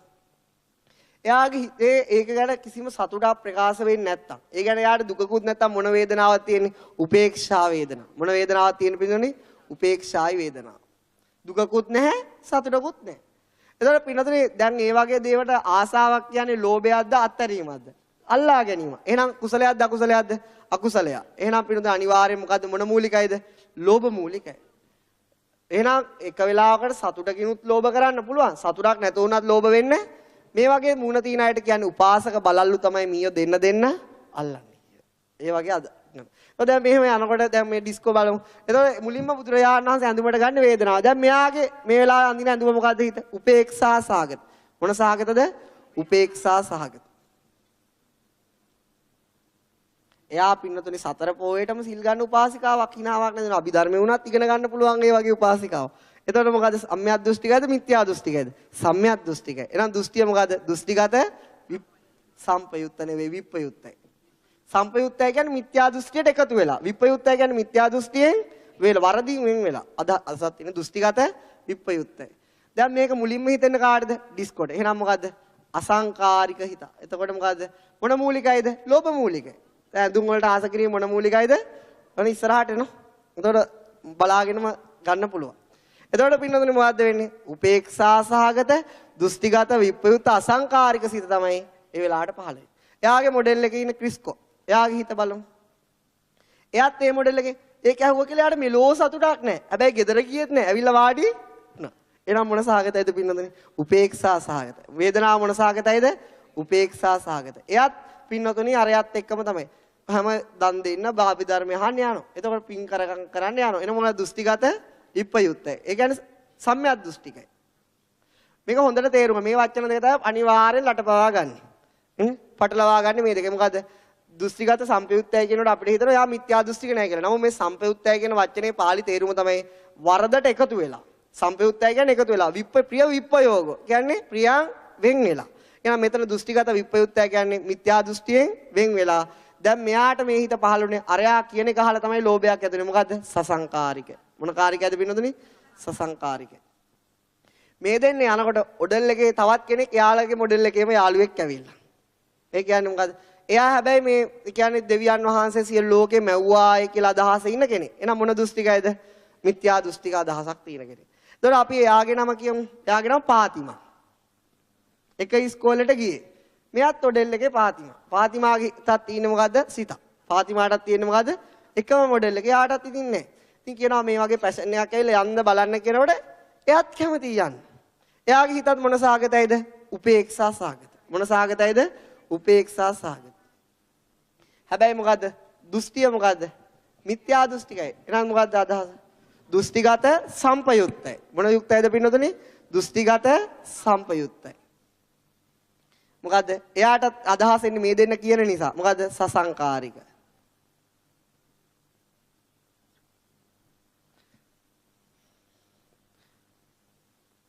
එතකොට පාතිමාට පේනවා එයාගේ තව යාළුවෙක් ඇවිල්ලා මේ වෙලාවේ යන්න හදනවා. දැන් බිල ගෙවල යන්න හදනවා. එතකොට කියනවා එයාට එන්න මේ අලුත් පැෂන් එකක් ඇවිල්ලා ඩිස්කෝ තමයි කියන්නේ යමුද? මම ඕක අරගෙන මේ යන්නේ. එතකොට එයා ඇඳුම ඇඳලා පේනවා මම දෙක ඕක අරගෙනත් ඉවරයි තවාන්නේ එක ඇඳුමයි තියෙන ටක් ගාලා යන්න. එතකොට මොකද වෙන්නේ? දැන් ඉතින් ප්‍රශ්නයක් ඇති වෙනවා. දැන් එකයිනේ තියෙන තුන් දෙනාට ගෙනියන්න වෙන්නේ එකයි. එතකොට පහල වෙන සිත මම වෙන දවසක විස්තර කරන්න. එතකොට මොකද්ද වෙන්නේ පින්නතුනේ? දැන් මේ වෙලාවේ අරයා කියන මම අරගෙන තියෙනවා. එයා මේ තුන් දෙනා කිසිම කාලයක් ගන්න කලින් එයා ඒකට ආස ඇති වෙලා. එහෙනම් මොන මූලිකයිද? අසංකාරිකයි. එයා මේ තුන් දෙනා කියන්න කලින් මේක ආස කළාද නැද්ද? ආස කළා අසංකාරික. එයා මොන දෘෂ්ටිකයිද? දෘෂ්ටිගත සම්පයුක්තයි. පාතිමාලගේම යාළුවෙක් සම්පයුක්තයි. එයා තර මොඩල් එකේ මොන සාගතයිද? උපේක්ෂා සාගත. දැන් බලන්න පින්නතුනේ. හිනහ වෙවි ඇඳුම් තෝරන්නත් පුළුවන්. හරි මෙහෙම කියමු. දැන් මෙහෙම ඉන කැකිරි පාලන කෙනෙක්ට ওই වගේ මොඩල් එකක් ආරංචි වෙනවා. ආරංචි වෙච්ච ගමන් මෙයා සල්ලිත් අරගෙන යන්න ලෑස්ති වෙනවා. මොන වේදනාවෙන්ද? එයාට පහළෙන හිත මොකද්ද? සෝමනස්ස සහගත. කර්ම බල ආධාරණ දෘෂ්ටිගත විප්‍රයුක්ත. එතකොට පින්නතුනේ එයා තව කෙනකින් අහගත්තනේ සසංකාරික හිත. එහෙනම් සිනහ වෙලා ගන්නත් පුළුවන්. ආස නෑ වගේ ගිහිල්ලා අරගෙන එන්නත් පුළුවන්. ඒක තමයි ප්‍රශ්නේ. එහෙනම් හිනහ වෙවි විතරක් පව් කරන්නේ මොකද්ද? පව් කරන්නේ නැහැ කියන සිස්ටම් එකෙත් පව් කරන්න පුළුවන්. ඒ වගේ අය තේරුම් ගන්න බෑ. ඒක නිසා තමයි සාමාන්‍ය ජනතා විහාරය කියන්නේ මොකද්ද? උපාසක බලල්ලු තමයි මියෝ දෙන්න අල්ලන්නේ කියන. ඒ වගේ අදහසක්. ඒතකොට දැන් බලන්න පින්නතුනි. දැන් මෙතන එකිනෙකට වෙනස් ඇඳුම් කීයක් තියෙනවද? 8ක් තියෙනවා. කීයක් තියෙනවද? 8ක්. ඒ 8ම ඒ ඇඳුම් 8ම උපදින්නේ මොකක් නිසාද? ආසාව නිසා. ආසාව කියන්නේ ලෝභය නිසා. එහෙනම් මේ හතරට මුල් වෙන්නේත් ලෝභය. මේ හතරට මුල් වෙන්නේත් ලෝභය. එහෙනම් මේ ලෝභයේ ඉදිරියේ සිට ඇඳුම් කීයක් අඳිනවද? 8ක් අඳිනවා. 8ක් අඳිනවා. කීයක් අඳිනවද පින්නතුනි? 8ක් අඳිනවා. ලෝභයේ ඉදිරියේ සිට ඇඳුම් 8ක් අඳිනවා. ලෞතර බුදුරජාණන් වහන්සේ දන්නවා ලෝභයත් එක්ක සිට 8 ආකාරයකට හැසිරෙනවා. කී ආකාරයකට හැසිරෙනවද? 8 ආකාරයකට හැසිරෙනවා. බුදුරජාණන් වහන්සේ සිත පිළිබඳව රහසක් නේ. ඒ හැම ආකාරයක්ම බුදුරජාණන් වහන්සේ ඔයා මෙන්න මේ අදහස ඉන්නකොට ඔයාගේ ඇඳුම මේක. ඔයා මෙන්න මේ අදහස ඉන්නකොට ඔයාගේ ඇඳුම මේක. දැන් අපි මං අහන එකට උත්තර දෙන්නකො පින්නතුනි. සම්‍යක් ඒ කියන්නේ හොඳට පිනපාව පිළිගන්න කෙනෙක්. හොඳට පිනපාව පිළිගන්න කෙනෙක්. සතුටින් කේලමක් කියනකොට පහළ වෙන හිත මොකද්ද? සතුටින් නම් මොන සාගතද? සෝමනස්ස සාගතයි. පිනපාව පිළිගන්නවා කියන්නේ මොකද්ද? දෘෂ්ටිගත විප්‍රයුක්තයි. කේලමක් කියන්නේ ඒක ආසාවෙන් කියන්නේ මොකද්ද? මොකද්ද? අසංකාරික හිත, අසංකාරික හිත. එතකොට පින්නතුනි මොකද්ද? මොන මූලිකයිද? ලෝභ මූලික. එහෙනම් හොර පොල් විතරක් නෙවෙයි කඩන්න පුළුවන්. ඒ ඇඳුමෙන් කේලම් කියන්නත් පුළුවන්. එතන මේ පින්නතුන් කියලා තියෙනවද නැද්ද? අනිත් අයට hina වෙවි කේලම් කියලා තියෙනවද නැද්ද? තියෙනවා. එතකොට ඒ වෙලාව ඇඳගත්ත ඇඳුම කුසල්ද අකුසල්ද? අකුසල් හිත. මොන හිතද පින්නතුනි? අන්න ඒකේ අනිවාර්ය අනාගත විපාකය. අනිෂ්ටයි, අකාන්තයි, අමනාපයි, දුක් වේදනාවෙන් යුක්තයි. මෙන්න මේ වගේ හිතක් පහළ වෙනකොට ඒ වෙලාව හරිය සතුටුයි. අනිත් කෙනෙක් ගැන වරදක් කියනකොට හරියම සතුටුයි. සමහරට සතුටක් නැහැ, උපේක්ෂා සහගතයි. කලන කලට පව මිහිරිය මීසේ. විඳින කලට දුක් දැඩි වෙයි ගිනිසේ. ඒක වගේ තමයි. කලන කලට හරිය සතුටක් තියෙන. කිසි ප්‍රශ්නයක් නැහැ. හැබැයි වෙනකොට තමයි වේදනාව දරා ගන්න බැරි වෙන්නේ. තවත් සිංහල ජනවහරි කතාවක් තියෙනවා. මොකද? ලිපගිනි මොළවන තෙක් දිය සැලියේ. සැපයක් නම් මැත කකුලුවදිය කෙලිය. දැන් මේ වගේ සතුටක් ඇති වෙනකොට හරීම සීතලයි. හැබැයි රත් වෙනකොට තමයි දරා ගන්න බැරි. තවත් බුදුරජාණන් වහන්සේ දේශනා කරන ගාතාවක් තියෙනවා. මනෝපුබ්බං ගමා ධම්ම. මනෝසෙට්ටා මනෝමය. මනසාචේ පදුට්ටේන. වාසතිවා තතෝනං දුක්ඛ මං ඒති. චක්කං වවහ තෝපද. ඔන්න ඔය ආකාරයට ගොනාගේ පිටිපස්සගෙන කරත්තේසේ අනාගතයේ දුක උරුම කරගෙන මේ හැම ඇඳුමක්ම මේ අඳින හැම මොහොතක්ම අනාගතයේ කරත්ත රෝදයක් පිටිපස්සගෙන ගොනාට වගේ විශාල බරක් එකතු කර ගන්න. එතකොට මෙන්න මේ ආකාර. දැන් මේ පිනොද ඔන්න දැන් ඔන්න මකලා දානවා. මම එතකොට අහන්න. අහනකොට තේරුණා නම් කියන්න. තේරුණ නැත්තම් තේරුණා වගේ ඉන්න.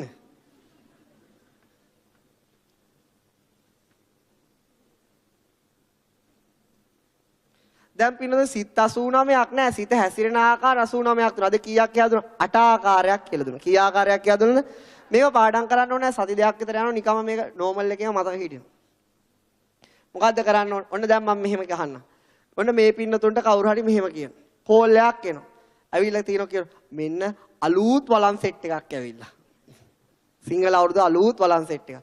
ඒකේ ගෑස් එකේ වුවත් මේ මුකුත් හැදෙන්න හැලු. මම යනවා ගන්න. ඔයත් එනවද? එයා කියනවා මාත් එනවා. මාත් මහත් වෙලා හරි එන්නම් යන්න. වලන් ටික ගන්න. එතකොට මොකද්ද වෙන්නේ පින්නතොනේ? දැන් අලුත් වලන් සෙට් එකක් කියලා අර වච්චරේම තියෙන්නේ මොකද්ද? ආසාවක්ද නැද්ද? ආසාවක් තියෙන ආසාවක්. එතකොට සතුටින් නම් කියන්නේ මොන සහගතයිද? සෝමනස්ස සහගතයි. මොන සහගතයිද? සෝමනස්ස සහගතයි. එතකොට පින්න අපි කියමු නිතර දෙවේලම පින්කම් කරන උපාසක අම්ම කෙනෙක්. මොන දුස්තිකයිද? සම්‍යක් දෘෂ්ටික. එහෙනම් දෘෂ්ටිගත විප්‍රයුක්තයි. අර ෆෝන් එකේ කෝල් එක දෙන කෙනාට මොන කාරිකයිද? අසංකාරික හිත් පහළ වෙන්නේ. ඒක අහන කෙනාට මොන කාරිකයිද? සසංකාරික. මොන කාරිකයිද පින්නතුනි? සසංකාරික සිත්. මේවම කියලා හිතමු. සසංකාරික. මොන මූලිකයිද? ලෝභ මූලිකයි. මොන මූලිකයිද පින්නතුනි? ලෝභ මූලික. එහෙනම් මීට පින්නතුන්ට මේ වගේ අවුරුදු කාලේ මේ වගේ කෝල් එකක් ආවොත් පොඩ්ඩක් ඉන්න කියන්නේ. ඔයා සතුටින් ඉන්නේ සෝමනස්ස සහගතයි. කර්ම ඵලයේ පිළිගන්නවද? ඔව් කිව්වොත් මොකක්ද? දෘෂ්ටිගත විප්‍රයුක්තයි. ඔයානේ මට යෝජනා කරේ අසංකාරික. ඔයාත් ඉවරයි මාත් ඉවරයි. එතකොට හරිනේ පස්සේ. ඊට පස්සේ කවුරු හරි කියනවා මම ඔයාට ආදරෙයි. එතකොට මොකද්ද කියන්නේ? ඔයා සතුටින්ද කියන්නේ? සෝමනස්ස සහගතයි. කර්ම ඵලයේ පිළිගන්නවද? ඔව්. දෘෂ්ටිගත විප්‍රයුක්තයි. ඔයාට මොකද හිතුනේ? ඔයාට අසංකාරිකයි. මටත් එහෙම හිතෙනවා. මට සසංකාරයි. මොන මූලිකයිද? ලෝභ මූලික. එතකොට හරිනේ ක්‍රමේ. එහෙනම් මුළු දවස් තිස්සේ මොන සිද්ද පැඩියවර පහළ වෙන්නේ? මේ සිත්. එතකොට වාහනේ යනකොට කියන මහත්තයට අන්න නියම වාහනේ අපි ගමු දෙක. එතකොට මොකද්ද? මහත්තයට මොකද්ද අහන්නේ? ඔයා සතුටින්ද? නෑ එහෙම සතුටක් නෑ යන්නේ. උපේක්ෂා සහගතයි. මොන සහගතයිද? උපේක්ෂා සහගතයි. ඔයා කර්ම ඵලයේ පිළිගන්නවද? අනේ එහෙම දෙයක් තියෙනවද? දෘෂ්ටිගත සම්පයුත්තයි. ඔයාට අසංකාරිකයි. මට සසංකාරිකයි. උඹත් ඉවරයි මාත් ඉවරයි. එතකොට ඕකනේ අපේ ජීවිතය. එතකොට පින්නතුනේ තේරෙනවා අපේ මුළු ජීවිතේ ඒ කියන්නේ නැගිට වෙලා ඉඳලා රාත්‍රියේ නිින්දට යනතුරු වැඩිපුර පහළ වෙන්නේ මොන මූලික සිද්ද? ලෝභ මූලික සිද්ද. ඊට පස්සේ මේ පින්නතුනේ මොකක්ද වෙන්නේ? ඇඳුමේ ෆැෂන් එකක් දැනගෙනම ඇඳ ගන්න පුළුවන්. ඒ ආකාරයට තමයි. ඊට පස්සේ කියනවා මෙහෙම කෝල් එකක් එනවා. ඒ හොඳ හාලක් ඇවිල්ලා පුට් සිටි එකට දැම්ම ගිහින් ගානි එක කොට්ටේ ඇතුනේ. ඉතින් පොඩ්ඩක් ඉන්න කියලා කියන්නේ මොකද්ද? ඔයා ඔය කියන ආසාවෙන්ද කියන්නේ? ඔව්. එහෙනම් මොකද්ද? ලෝභ මූලිකයි. සතුටුයිද වාගෙනාව කියලා සෝමනස සහගතයි. මොකද්ද? කර්මඵලයේ අදහනද? ඔව්. දෘෂ්ටිගත විප්‍රයුක්තයි. එහෙනම් ඔයාට අසංකාරික. මටත් දැන් යන්න හිතෙනවා බං. මට සසංකාරික. උඹත් ඉවරයි මාත් ඉවරයි. ඒ නිසා මහා මංගල සූත්‍රයේ බුදුරජාණන් වහන්සේ දේශනා කරන මොකද්ද? අසේවනාච බාලාණං පණ්ඩිතානංච සේවනා පූජාච පූජ නීයාණං ඒතම් මංගල මුත්තම. මම ඔක පින්නතුනේ මේ නාවල ඉගැන්නුවාට පස්සේ ගොඩක් දැන් ওই සමහර DVD කැම්පස් වල ළමයි බලනවා. ඒක කැම්පස් එක හාමුදුරුවෝ කෙනෙක් තමයි මට ওই සිස්ටම් එක කිව්වේ. දැන් අපේ අය කතා කරනවා හාමුදුරුවනේ දැන් දන්නවා අන්දින ඒත් පැය ගාණක් මල් කඩනවලු. කුසල්ද අකුසල්ද? අකුසල්. මේ ආකාරයට තමයි ওই මුළු ජීවිතේම තේරුම් ගන්න පුළුවන්. ඒක බලගත්තු අකුසලයේ කියන එක හිනහ වෙ යුතු දෙයක් නෙවෙයි. බුදුරජාණන් වහන්සේ දේශනා කරන එක සතුටින් කරන්න පුළුවන්. හැබැයි අනාගතයේ සතුටක් ලැබෙන්නේ අනාගතයේ අන්ත දුකකටපත් වෙන දෙයක්. අන්ත දුක් විඳින සිද්ධ වෙන දෙයක්. ඒ නිසා අපි නේද මේක අකුසලයක් නම් මොකද්ද කරන්න ඕන? ප්‍රහාණය කරගන්න. දැන් ওই වගේ ලස්සන ඇඳුමක් දැක්කොත් හිත යන එක වළක්වන්න පුළුවන්ද දෙයියනේ? ලේසි නෑ. ලේසි ඇහැ දැක්ක ගමන් යනවා. එතකොට මොකද්ද කරන්නේ? ගිය ගමන් දැන් දනවනේ. ඒක තමන්ම කල්පනා කරන්න. දැන් මේක දැකලා මට සතුටුයිද? නෑ. උපේක්ෂා සහගතයි. කර්මඵලයේ අධිහිමක් තියෙනවද? ඔව්. දෘෂ්ටිගත විප්‍රයුක්තයි. අසංකාරිකයිද? අසංකාරිකයි. කවුරුත් කිව්වේ නෑ. එහෙනම් මොකද වෙන්නේ? මගේ හස්බන්ඩ්ම හොඳා. අනිත්‍යයි අනිත්‍යයි අනිත්‍යයි. එතකොට මොකද? අනිත්‍යයි කියන්නේ මොන සිද්ද? කුසල් සිත්. එහෙනම් අකුසල් සිත් ඉස්සෙල්ලම කරන්න ඕන අයිඩෙන්ටිෆයි ගන්න. ඒ කියන්නේ අඳුරගන්න. අඳුරගත්තට පස්සේ මොකද වෙන්නේ? නාදි වාසේති පජහති ගන්ති කරෝති අනභවං ගමේති. තියාගන්න එපා කියන බුදුරජාණන්. ඉස්සෙල්ලා තියෙන්නේ වරද අඳුරා ගැනීම. අඳුරගත්තට පස්සේ මොකද්ද වෙන්නේ? අඳුරාගත්තට පස්සේ තියෙන්නේ ප්‍රහාණය කරගන්න. ප්‍රහාණය කරගන්න බුදුරජාණන් සාවුද දීලා තියෙනවා. අනිත්‍යයි අනිත්‍යයි අනිත්‍යයි. එහෙම නැත්නම් මොකද්ද? සුවපත් වේවා. ඒවා මොකද්ද? කුසල්ද අකුසල්ද? අකුසල්. කුසල්. එතකොට ඒවට අඳින ඇඳුම මම අනාගතේ කියලා දෙනවා. තාම කුසල් චෛතසික විස්තර කරේ නැති නිසා. ඒ නිසා පිනත දැන් මේ පිනෝ තේරුම් ගන්න. එහෙනම් මම මේ කියන අයිත් හිතන්නවා. දෙවියන් දුන් දරුවාය කියා සතුටින් දරුවෙක් සිප වැළඳ ගන්න මවට පහළ වෙන සිත් මොනවාද? සිතේ නම් මොකද්ද? සිත් මොකද්ද? සතුටින් නම් මොන සාගතයිද? සෝමනස සාගතයි. දෙවියන් දුන් දරුවාය කියනවනම් දෘෂ්ටිගත සම්පයුත්තයි. එතකොට එයාම හිතලා නිඹින්නේ අසංකාරිකයි. මොන මූලිකයිද? ලෝභ මූලිකයි. කුසල්ද අකුසල්ද? දැන් දරුවෙක් ඉඹින්නත් පුළුවන්. එතකොට බලා ගන්න මොන සිතක්ද පහළ වෙන්නේ කියලා. එහෙනම් ඉතින් ඒ ආකාරයට පින්නතුනි ඔන්න ඕකයි කියන්නේ අපේ ජීවිතේ එහෙනම් උදේ ඉඳලා හැන්ද වෙනකම් වැඩිපුර පහළ වෙන මොන සිද්ද?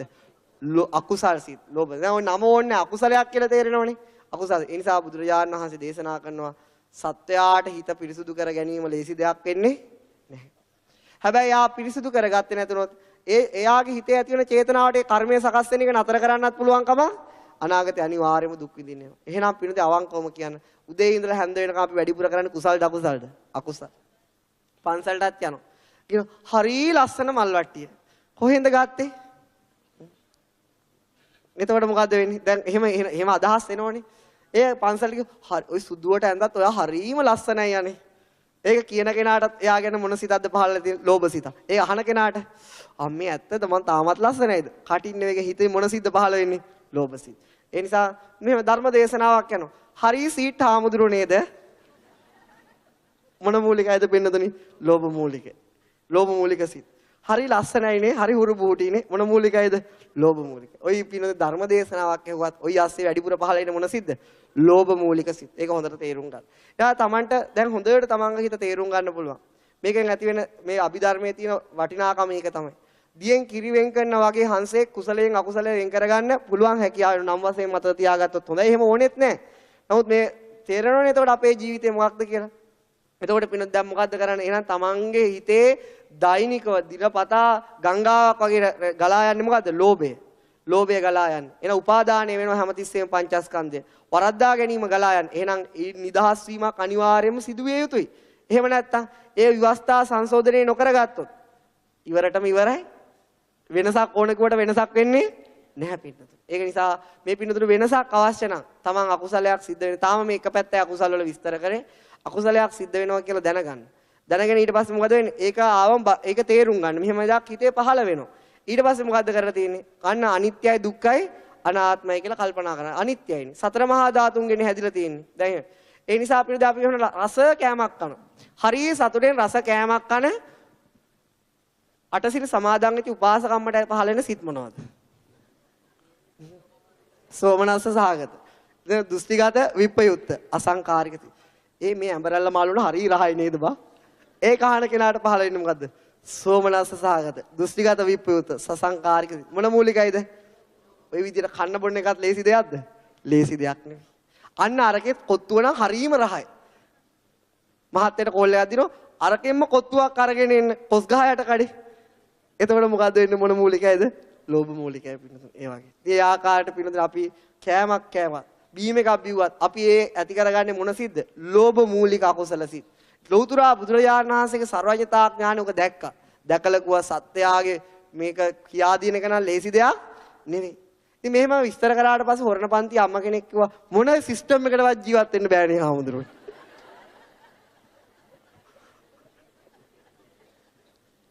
ඒක තමයි ඊළඟ මොන සිස්ටම් එකකටවත් ජීවත් වෙන්න පුළුවන්කම ක්‍රමයක් තියෙනවා පින්නතුනේ. අද සමහර උපාසකම්මල කියන මෙහෙම හාමුදුරනේ ওই සිවුරට හාමුදුරුවෝ කැතම ලස්සන සිවුරක් ගෙනත් දෙන්න.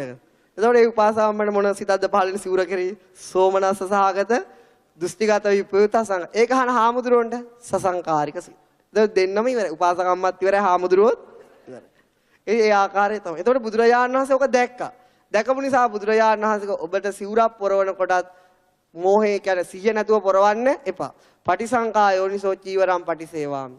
යාවදේව සීතස්ස පටිඝාතාය. උන්නස්ස පටිඝාතාය. දංශ මකත වාතාතව සිරින්සප සම්පස්සානම් පටිඝාතා. යාවදේව හිරිකෝපීන පටිච්චාදනත්තා. ඒ කියන්නේ ඔබ මේ සිවුර පොරවන්නේ මොකටද? උස්නයෙන් වැළකීමටයි, සීතලෙන් වැළකීමටයි, මැසි මදුරුවන්ගෙන් වෙන කරදර වලින් වැළකීමටයි. ඊළඟ ලැජ්ජාවතිතං වසා ගැනීම පිණිසයි කියලා 100න් පොරවගෙන ඉන්නකෝ. නැත්තම් අඳින සිවුරලා ලෝභ මූලික සිත් පහළ වෙන එක නතර කරන්න බෑ. ඒක නිසා බුදුරජාණන් වහන්සේ ඒක දැක්ක. අන්න ඒ විදිහට කවුරු හරි පරිහරණය කරොත් එයාට ඒක කුසලයක්ද අකුසලයක්ද? කුසලයක්. ඒක තේරුම් අරගෙන තියෙන. ඊට පස්සේ ඔක ධාතු ප්‍රත්‍යක්ෂාව කියලා තවත් එකක් කිව්වා. මයාපච්ච වෙක්කිත්තා චීවරං පරිබුත්තන්තං යදිදං කියලා තව වෙනම ධාතු. ඕක සිවුර හැදිලා තියෙන සතර මහා ධාතු වලින් කියලා පෙන්වුවා. ඒ විදිහට කල්පනා කරන්න කිව්වා. මොකද ඒ විදිහට කල්පනා නොකරොත් අන් සෑම වෙලාවටම සිවුර කෙරෙහි ලෝභ මූලික සිත් පහළ වෙනවා. ඕක බුදුරජාණන් වහන්සේ දැක්කා. කොහොමද මේ පින්නොත් අවුරුද්දට ඇඳුම් තෝරන්නේ? කොහොමද එහෙනම් තෝරන්නේ? එහෙනම් මොකද වෙන්නේ? මම මේවා කැතට ඇඳොත් ඒක මගේ දරුවන්ටත් මේ එක. මගේ මහත්තයටත් මේ එක. පිරිසුදු අඳින්න ඕන. හැබැයි මේවා හැදිලා තියෙන සතර මහා ධාතු වලින්. ලස්සනට ඇඳීම ප්‍රශ්නයක් නෙවෙයි. පිරිසුදු අඳින්න ඕන. එතකොට ඒ තියෙන චේතනාවෙන් කවුරු හරි ඇඳුම් තෝරලා ඇඳොත් එයාට පහළ වෙන්නේ මොන සිද්ද? කුසල් සිත්. එහෙනම් උදේ 8 වෙනකොට ඔඩෙල් එකට ඇතුල් වෙලා හවස 6 වෙනකොට පිට වෙන අයට මොන සිද්ද පහළ වෙන්නේ? ලෝභ මූලික සිත්. දැන් ඔහොම හිතලා අඳිනවනම් ඔක මහ ගොඩක් තෝරන්න ඕනේ. ගියා ගත්තා ආවා. නෑ අර වෙලාව ඊට පස්සේ දැන් ඔන්න හවස 6ට යනකොට අර උපාසක අම්මේ කොහෙද ගියේ? ඇඳුම් ටිකක් ගන්න ගියා හාමුදුරනේ. හාමුදුරනේ මම ලෝභ සිත් වලින් නෙවෙයි ගත්තේ හොඳේ. මොන සිත් වලින්ද? කුසල් සිත් වලින්. කීයට දාම්පේ ඇතුළේනේ 8ට. කීයටද එළියට ආවේ? 6ට. උගුරට හොරා බෙහෙත් බොන්න එපා. එහෙම දෙයක්වත් තියෙනවා. දැන් මේක දැනගත්තම මොකද වෙන්නේ? ඊට පස්සේ කියන්නේ ඕක තමයි. ඒ නිසා අපිට තමන්ට ඕන අඳින ඇඳුමෙන් නිවන හදන්නත් පුළුවන්. අඳින ඇඳුමෙන් සසරට එකතු වෙන්නත් පුළුවන්. කන කෑමෙන් නිවන හදන්නත් පුළුවන්. කන කෑමෙන් සසරට එකතු වෙන්න කොහොමද කන කෑමෙන් සසරට එකතු වෙන්නේ? තමන් ඒකේ රස විඳ විඳ තලු මර ඒ ගැන මෝහයෙන් කනවන එක ලෝභ මූලික සිත් පහළ වෙනවා. තමන් කොත්තුවක් කෑවක් කමන්නේ. එතනින් ගියාට පස්සේ පීසා එකක් කෑවත් කමන්නේ. මේක මොකද්ද? සතර මහා ධාතු ගොඩ. පඨවි ආපෝ තේජෝ ආය. මේක රස රූපයක් තියෙනවා. ඒක තමයි මේ දැනෙන්නේ. මේක කටේ කෙල සමග මිශ්‍ර වෙනවා. මේක උගුරෙන් පල්ලෙහාට ගියාම සෙමසොටු සමග මිශ්‍ර වෙනවා. මේක අපවිත්‍ර වෙනවා කියලා සිහියෙන් කන කෙනාට මොන සිද්ද පහල වෙන්නේ? කුසල් සිත්. එහෙනම් මේ අභිධර්මයේ තියෙන ඊළඟ වටිනා පැත්ත තමයි තමන්ට ඕන නම් පිනදී දකින්න රූපයෙන් සසර හදන්නත් පුළුවන්. දකින්න රූපයෙන් සසරෙන් එතර වෙන්න තමන්ට ඕන නම් පැෂන් බෑග් එකේ පැය 6ක් ගත කරලා ඇඳුම් තෝරන්න සසරට එකතු වෙන්නත් පුළුවන්. ඒ පැය 6ේම අනිත්‍ය අනිත්‍යයි කියලා ඇඳුම් තෝරගෙන කුසල් එකතු කරගන්නත් පුළුවන්. දැන් සිංහල අවුරුද්දට ඇඳුම් ගන්න එහෙම නේද? එහෙම හොඳට බලා ගන්න. එතකොට ඒ ආකාරයට අපි කඩේකට ගිහිල්ලා කෑමක් කන වෙලාව අපිට නිවන හදා ගන්න තියෙන වෙලාව. ඕනනම් 100න් ඉඳගෙන සත්‍යතාවය කල්පනා කරමින් ආහාර රස විඳලා ඒ රස වේදනාව නැති වෙන්නේ රසය දැනෙනවා. අපි එහෙම හිතුවයි කියලා අපේ රස වේදනාව නැති වෙන්නේ නේ. අරමුණේ රස වේදනාව උපදිනවා. නමුත් ඒක අනිත්‍යතාව වශයෙන් කල්පනා කරලා සංසාරයෙන් එතර වෙන්නත් පුළුවන්. ඒකට ඇලිලා ගැටිලා ඒක මුල් බැසගෙන සංසාරයට එකතු වෙන්නත් පුළුවන්. ඕන එන ෆෝන් කෝල් එකෙන් සංසාරයට එකතු වෙන්නත් පුළුවන්. සසරෙන් අයින් වෙන්නත් පුළුවන්. එයා කොච්චර ලෝභ මූලික සිත් කිව්වත් අනිත්‍යයි දුක්ඛයි අනාත්මයි සද්ද රූපයක් කියලා මෙනෙහි කරාම ඇති වෙන්නේ මොන සිද්ද? කුසල් සිත්. අනේ මාත් එහෙමයි කියලා හිතනකොට මොන සිද්ධ ඇති වෙන්නේ? අකුසල් සිත්. එහෙනම් අපි ඕක කිව්වට ලේසි දෙයක්ද? අමාරු දෙයක්ද? අමාරු දෙයක්. නමුත් අපිට ඕක පුරුදු කරන්න පුළුවන්. මොකක් කරන්න පුළුවන්ද? පුරුදු කරන්න පුළුවන්. පුරුදු කරන්න අපිට ඒක වෙලාවට හරි හිතෙන්න පුළුවන් ලෝභ මූලික සිත් අපේ වලින් චිත්තසංතානි ගිනි ගන්නකොට මොකද්ද වෙනවා කියලා. මොකද අනිත්‍යයි අනිත්‍යයි කියලා හරි සිත් කුසල් සිත් කීපයක් ඇති කරගන්න පුළුවන්. බුදුරජාණන් වහන්සේ දේශනා කරනවා. අසුරු සැනක් ගහන වෙලාවක් මොන වෙලාවක්ද? අසුරු සැනක් ගහන වෙලාවක් යමෙක් අනිත්‍ය සිහි කරනවා නම් එයා කුසලයෙන් අග්‍ර වෙනවා. එයා කුසලයෙන් ජේෂ්ඨ වෙනවා. එයා කුසලයෙන් උත්තම වෙනවා කියලා දේශනා කරලා තියෙනවා. මහා පෘථුවියට ඒ වෙලාවේ දන් දුන්නට වඩා විශාල කුසලයක් ඒයි. අර ලෝභයෙන් ගිනි ගන්න චිත්තසංතානෙ, දේශයෙන් ගිනි ගන්න චිත්තසංතානෙ, මෝහයෙන් අන්ධකාරයේ තියෙන චිත්තසංතානෙ එක වෙලාවකට හරි ආලෝකයක් උපදිනවා. ඒක අග්‍ර වූ, ශ්‍රේෂ්ඨ වූ, ජේෂ්ඨ වූ, උත්තම වූ සිතක් බව බුදුරජාණන් වහන්සේට පේනවා. ඒ සිතේ ධර්මතාවයක් වශයෙන් චේතනාවෙන් හදන කර්ම ඉතා විශාල බලගත් කුසලයක්. එහෙනම් මේ පින්නතුන මේ ධර්මය දැනගත්තන තමන්ගේ හිත හොඳටම තේරුම් ගන්නත් පුළුවන්. ඒ අතර ඒවටම හිතට යන්න ඉඩ නොදී. ඒ අතර තමන්ට මොකද්ද වෙන්නේ? තමන්ගේ හිත ඇතුලේ යම්කිසි කුසලයක් දිනු කරගන්න පුළුවන්. ඒකනේ මේ ඉගෙනීමක් වෙන්නේ. නැත්තම් මොකද වෙන්නේ? මේකත් දැන් මොඩල් එකක් දාන්නවා. ඊටත් වඩා හොඳට ඒක කරනවා. නෑ පෙර ඇඳුම් එකයි තෝරගත්තේ පැය දෙකයි කියලා පැය හතරක් තෝරනවා. එතකොට ඒ සිත් අඩු වෙලාද වැඩි වෙලාද? වැඩි වෙලා. ඒ නිසා පින්නතුනි ඔබ කොච්චර දේවල් කෑවත් බිව්වත් ඇඳත් ඒක ප්‍රශ්නයක් නෙවෙයි. ධර්මයට අනුව ඒක කරන්න සසරෙන් එතර වෙන්න විදියට කරගන්නත් පුළුවන්. ඊළඟ මුල සංසාරයට එකතු වෙන විදියට කරගන්නත් පුළුවන්. සසරෙන් එතර වෙන විදියට සිතාන්දින ඇඳුම ලබන ඒ කියන්නේ තව අනාගතේ කියලා දෙන්න. මේ තමයි සසරට එකතු වෙන විදියට ඇඳුම. වෙලාව කීයද දන්නේ නැහැ නේ? අට. එහෙනම් මේ සිත් අටේ තවත් විශාල රහස් ටිකක් යන්න තියෙනවා. අද කිව්වොත් මේ පින්නතුන්ට ගෙදර යන්න ලබන සතියේ එන්න වෙන්නේ. ඒකයි වෙන්නේ නැති. මේ සිත් අටත් එක්ක මේකේ තියෙනවා දැනගෙන පවක් කරොත් පව වැඩිද? නොදැන පවක් කරොත් පව වැඩිද? දැන් අපි හිතන්නේ මොකද?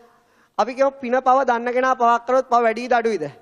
දැන් පින පව ගැන හොඳට දන්නවා. එයා ඒත් පව කරනවා. පව වැඩිද අඩුයිද? වැඩි. අපේ සාමාන්‍ය අදහස මොකද්ද? වැඩි කියන අදහස. ඒක කවුරු හරි දන්නේ නැතුව පව කරොත් ඒක එච්චර ගාණක් නෑ. ඒතකොට පිනද ඕකට ඊට වඩා ප්‍රතිවිරුද්ධ මතයක් තමයි ධර්මතාවයේ තියෙන්නේ. ධර්මතාවය සකස් වෙන ඊට වඩා ප්‍රතිවිරුද්ධ දෙයකට. ඒ නිසා සමහර අය DVD බැලුවා නම් ඒක තේරුම් අරගෙන නැති. නොබලපු කෙනාට වාසනාවක් තියෙනවා. එයාට හොඳටම තේරුම් ගන්න පුළුවන්. ලබන සතියේ ඔබම අපි ජීවතුන් අතර හිටියොත්. ලබන සතිය ගැන කියන්න ලේසි දෙයක් නෙවෙයි. ඒ නිසා පිනතුනේ සෙසම ගාල්ලේ භාවනා වැඩසටහනක් පාත් වෙන වෙලාවේ මම මේ වෙලාවේ වැඩියෙත්.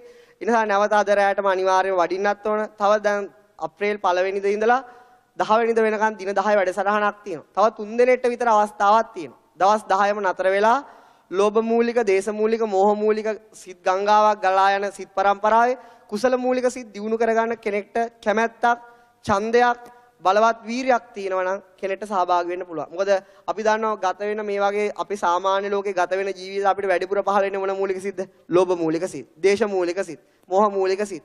එතකොට පින්නතනේ එතනින් එහාට පස්සේ ඒ වගේ තැනකට ගියා පස්සේ ජීවිතේ වැඩිපුර පහළ වෙන්නේ මොකද්ද? කුසල් සිත්. එහෙනම් කෙනෙක්ට ඒ වගේ වෙලාවක් ගත කරගන්න ලැබෙනවා කියන්නේ ඒක මහා පුදුම වාසනාවක්. මම මේ තවත් එක කතාවක් කියන්න. මගේ යාළුවෙක් කිව්වා ඇවිල්ලා මට මේක අවුරුදු 2කට විතර කලින් කියපු දෙයක්. එයා කියනවා මට මේ ඔබ වහන්සේ ගැන තේරුම් ගන්න බෑ. එයා මේ චිත්‍රපටි හදන වැඩ කරන්නේ. මට ඔබ වහන්සේට චිත්‍රපටියක් කරන්න ඕන. මම අහුව ඒක හොඳ විදියටද කරන්නේ නරක විදියට? සුපිරියට කරලා දෙන්නම්. මොකද කැමතිද? මං කෝ ඒක එහෙම කරන්න එපා. මොකද ඇත්තටම මේ තමන්ගේ ජීවිතය ගැන සත්‍යම කතාවක් ලියනවනේ ඒක එච්චර ලස්සන දෙයක් නෙවෙයි. අපි ওই කොච්චර චිත්‍ර කතා අපේ ජීවිතවල මවා ගත්තත් අපේ හිතේ ඇතුලේ තියෙන කතාව මේ සිත් එක්ක බැඳිලා තියෙනවා. ඒ නිසා අපිට අවංක වෙන්න ඕන පිළිඳ. නැත්තම් මේ සංසාරයෙන් එතර වෙන්න තමන් කොච්චර ලෝකෙට ලස්සන චිත්‍රයක් දෙන්න හැදුවත් සිත යන විදිය හොඳටම මේ ධර්මයේ දැනගත්ත කෙනෙක්ට තේරෙනවා. නිසා පිළිඳ අපි හැමදෙනා කොච්චර ලෝකෙට hina වෙලා පිරිසුදු වෙන්න හැදුවත් සමහරට හිත පිරිසුදු නැහැ කියලා ඕන කෙනෙක්ට තේරුම් ගන්න පුළුවන්. නිසා හිතේ වරද දැක ගැනීම තමයි බුදුරජාණන් වහන්සේ ප්‍රඥාව වශයෙන් පෙන්වන්නේ. තමන්ගේ සිත සම්පූර්ණ මේ වගේ අකුසලයෙන් ගඳ ගහද්දි එහෙමත් නැහැ කියලා හිතනවා නම් ඒ මොකද්ද? තමන්ගේ අතේ වරදක් නැහැ කියලා කවදාවත් ඒ වරදට ඒ තුවාලෙට පිළියම් කරගන්න කෙනෙක් ඉස්සෙල්ලම වරදක් වෙනවා කියලා දැනගන්න. ඊට පස්සේ මොකද වෙන්නේ? මහා තුවාලයක් තියෙනවා. ඊට පස්සේ අනිවාර්යෙන් බෙහෙත් දාන්න ඕනද නැද්ද? කපල කොටල හැරව අයින් කළා. ඒ තුවාලේ සනීප වෙනකම් බෙහෙත් දා ගන්න ඕන. මොකද හැරව ගන්න තුවාලයක් තියෙන ඉඩ දුන්නොත් ශරීරය මොකද වෙන්නේ? ඒ තුවාලය විසින්ම තමාගේ මුළු ජීවිතේම නැති කළා දානවා. ඒ නිසා අපිට හැරව ගන්න තුවාලේ කී ලෝභය ඒකට පිළියම් කර ගැනීම ඔබ සතු කාර්යයක්. මුළු ජීවිත කාලෙම පැහැවන්න දෙනවද? ඊට තෙල් බෙහෙත් ගල්වලා ඒක සුවපත් කරනවද කියලා ඔබම තීරණය කරගන්න. ඒක ඔබටම කරන්න තියෙන දෙයක්. නිසා මේ පින්නතුන්ගේ ජීවිතේ ඉදිරියට පහළ වෙන ලෝභ මූලික සිත්වල එක සිතක් හරි පහළ වීම නතර කරගන්න මේ ඉගෙනීම ඔබට උපකාර වේවා කියලා ප්‍රාර්ථනා කරනවා.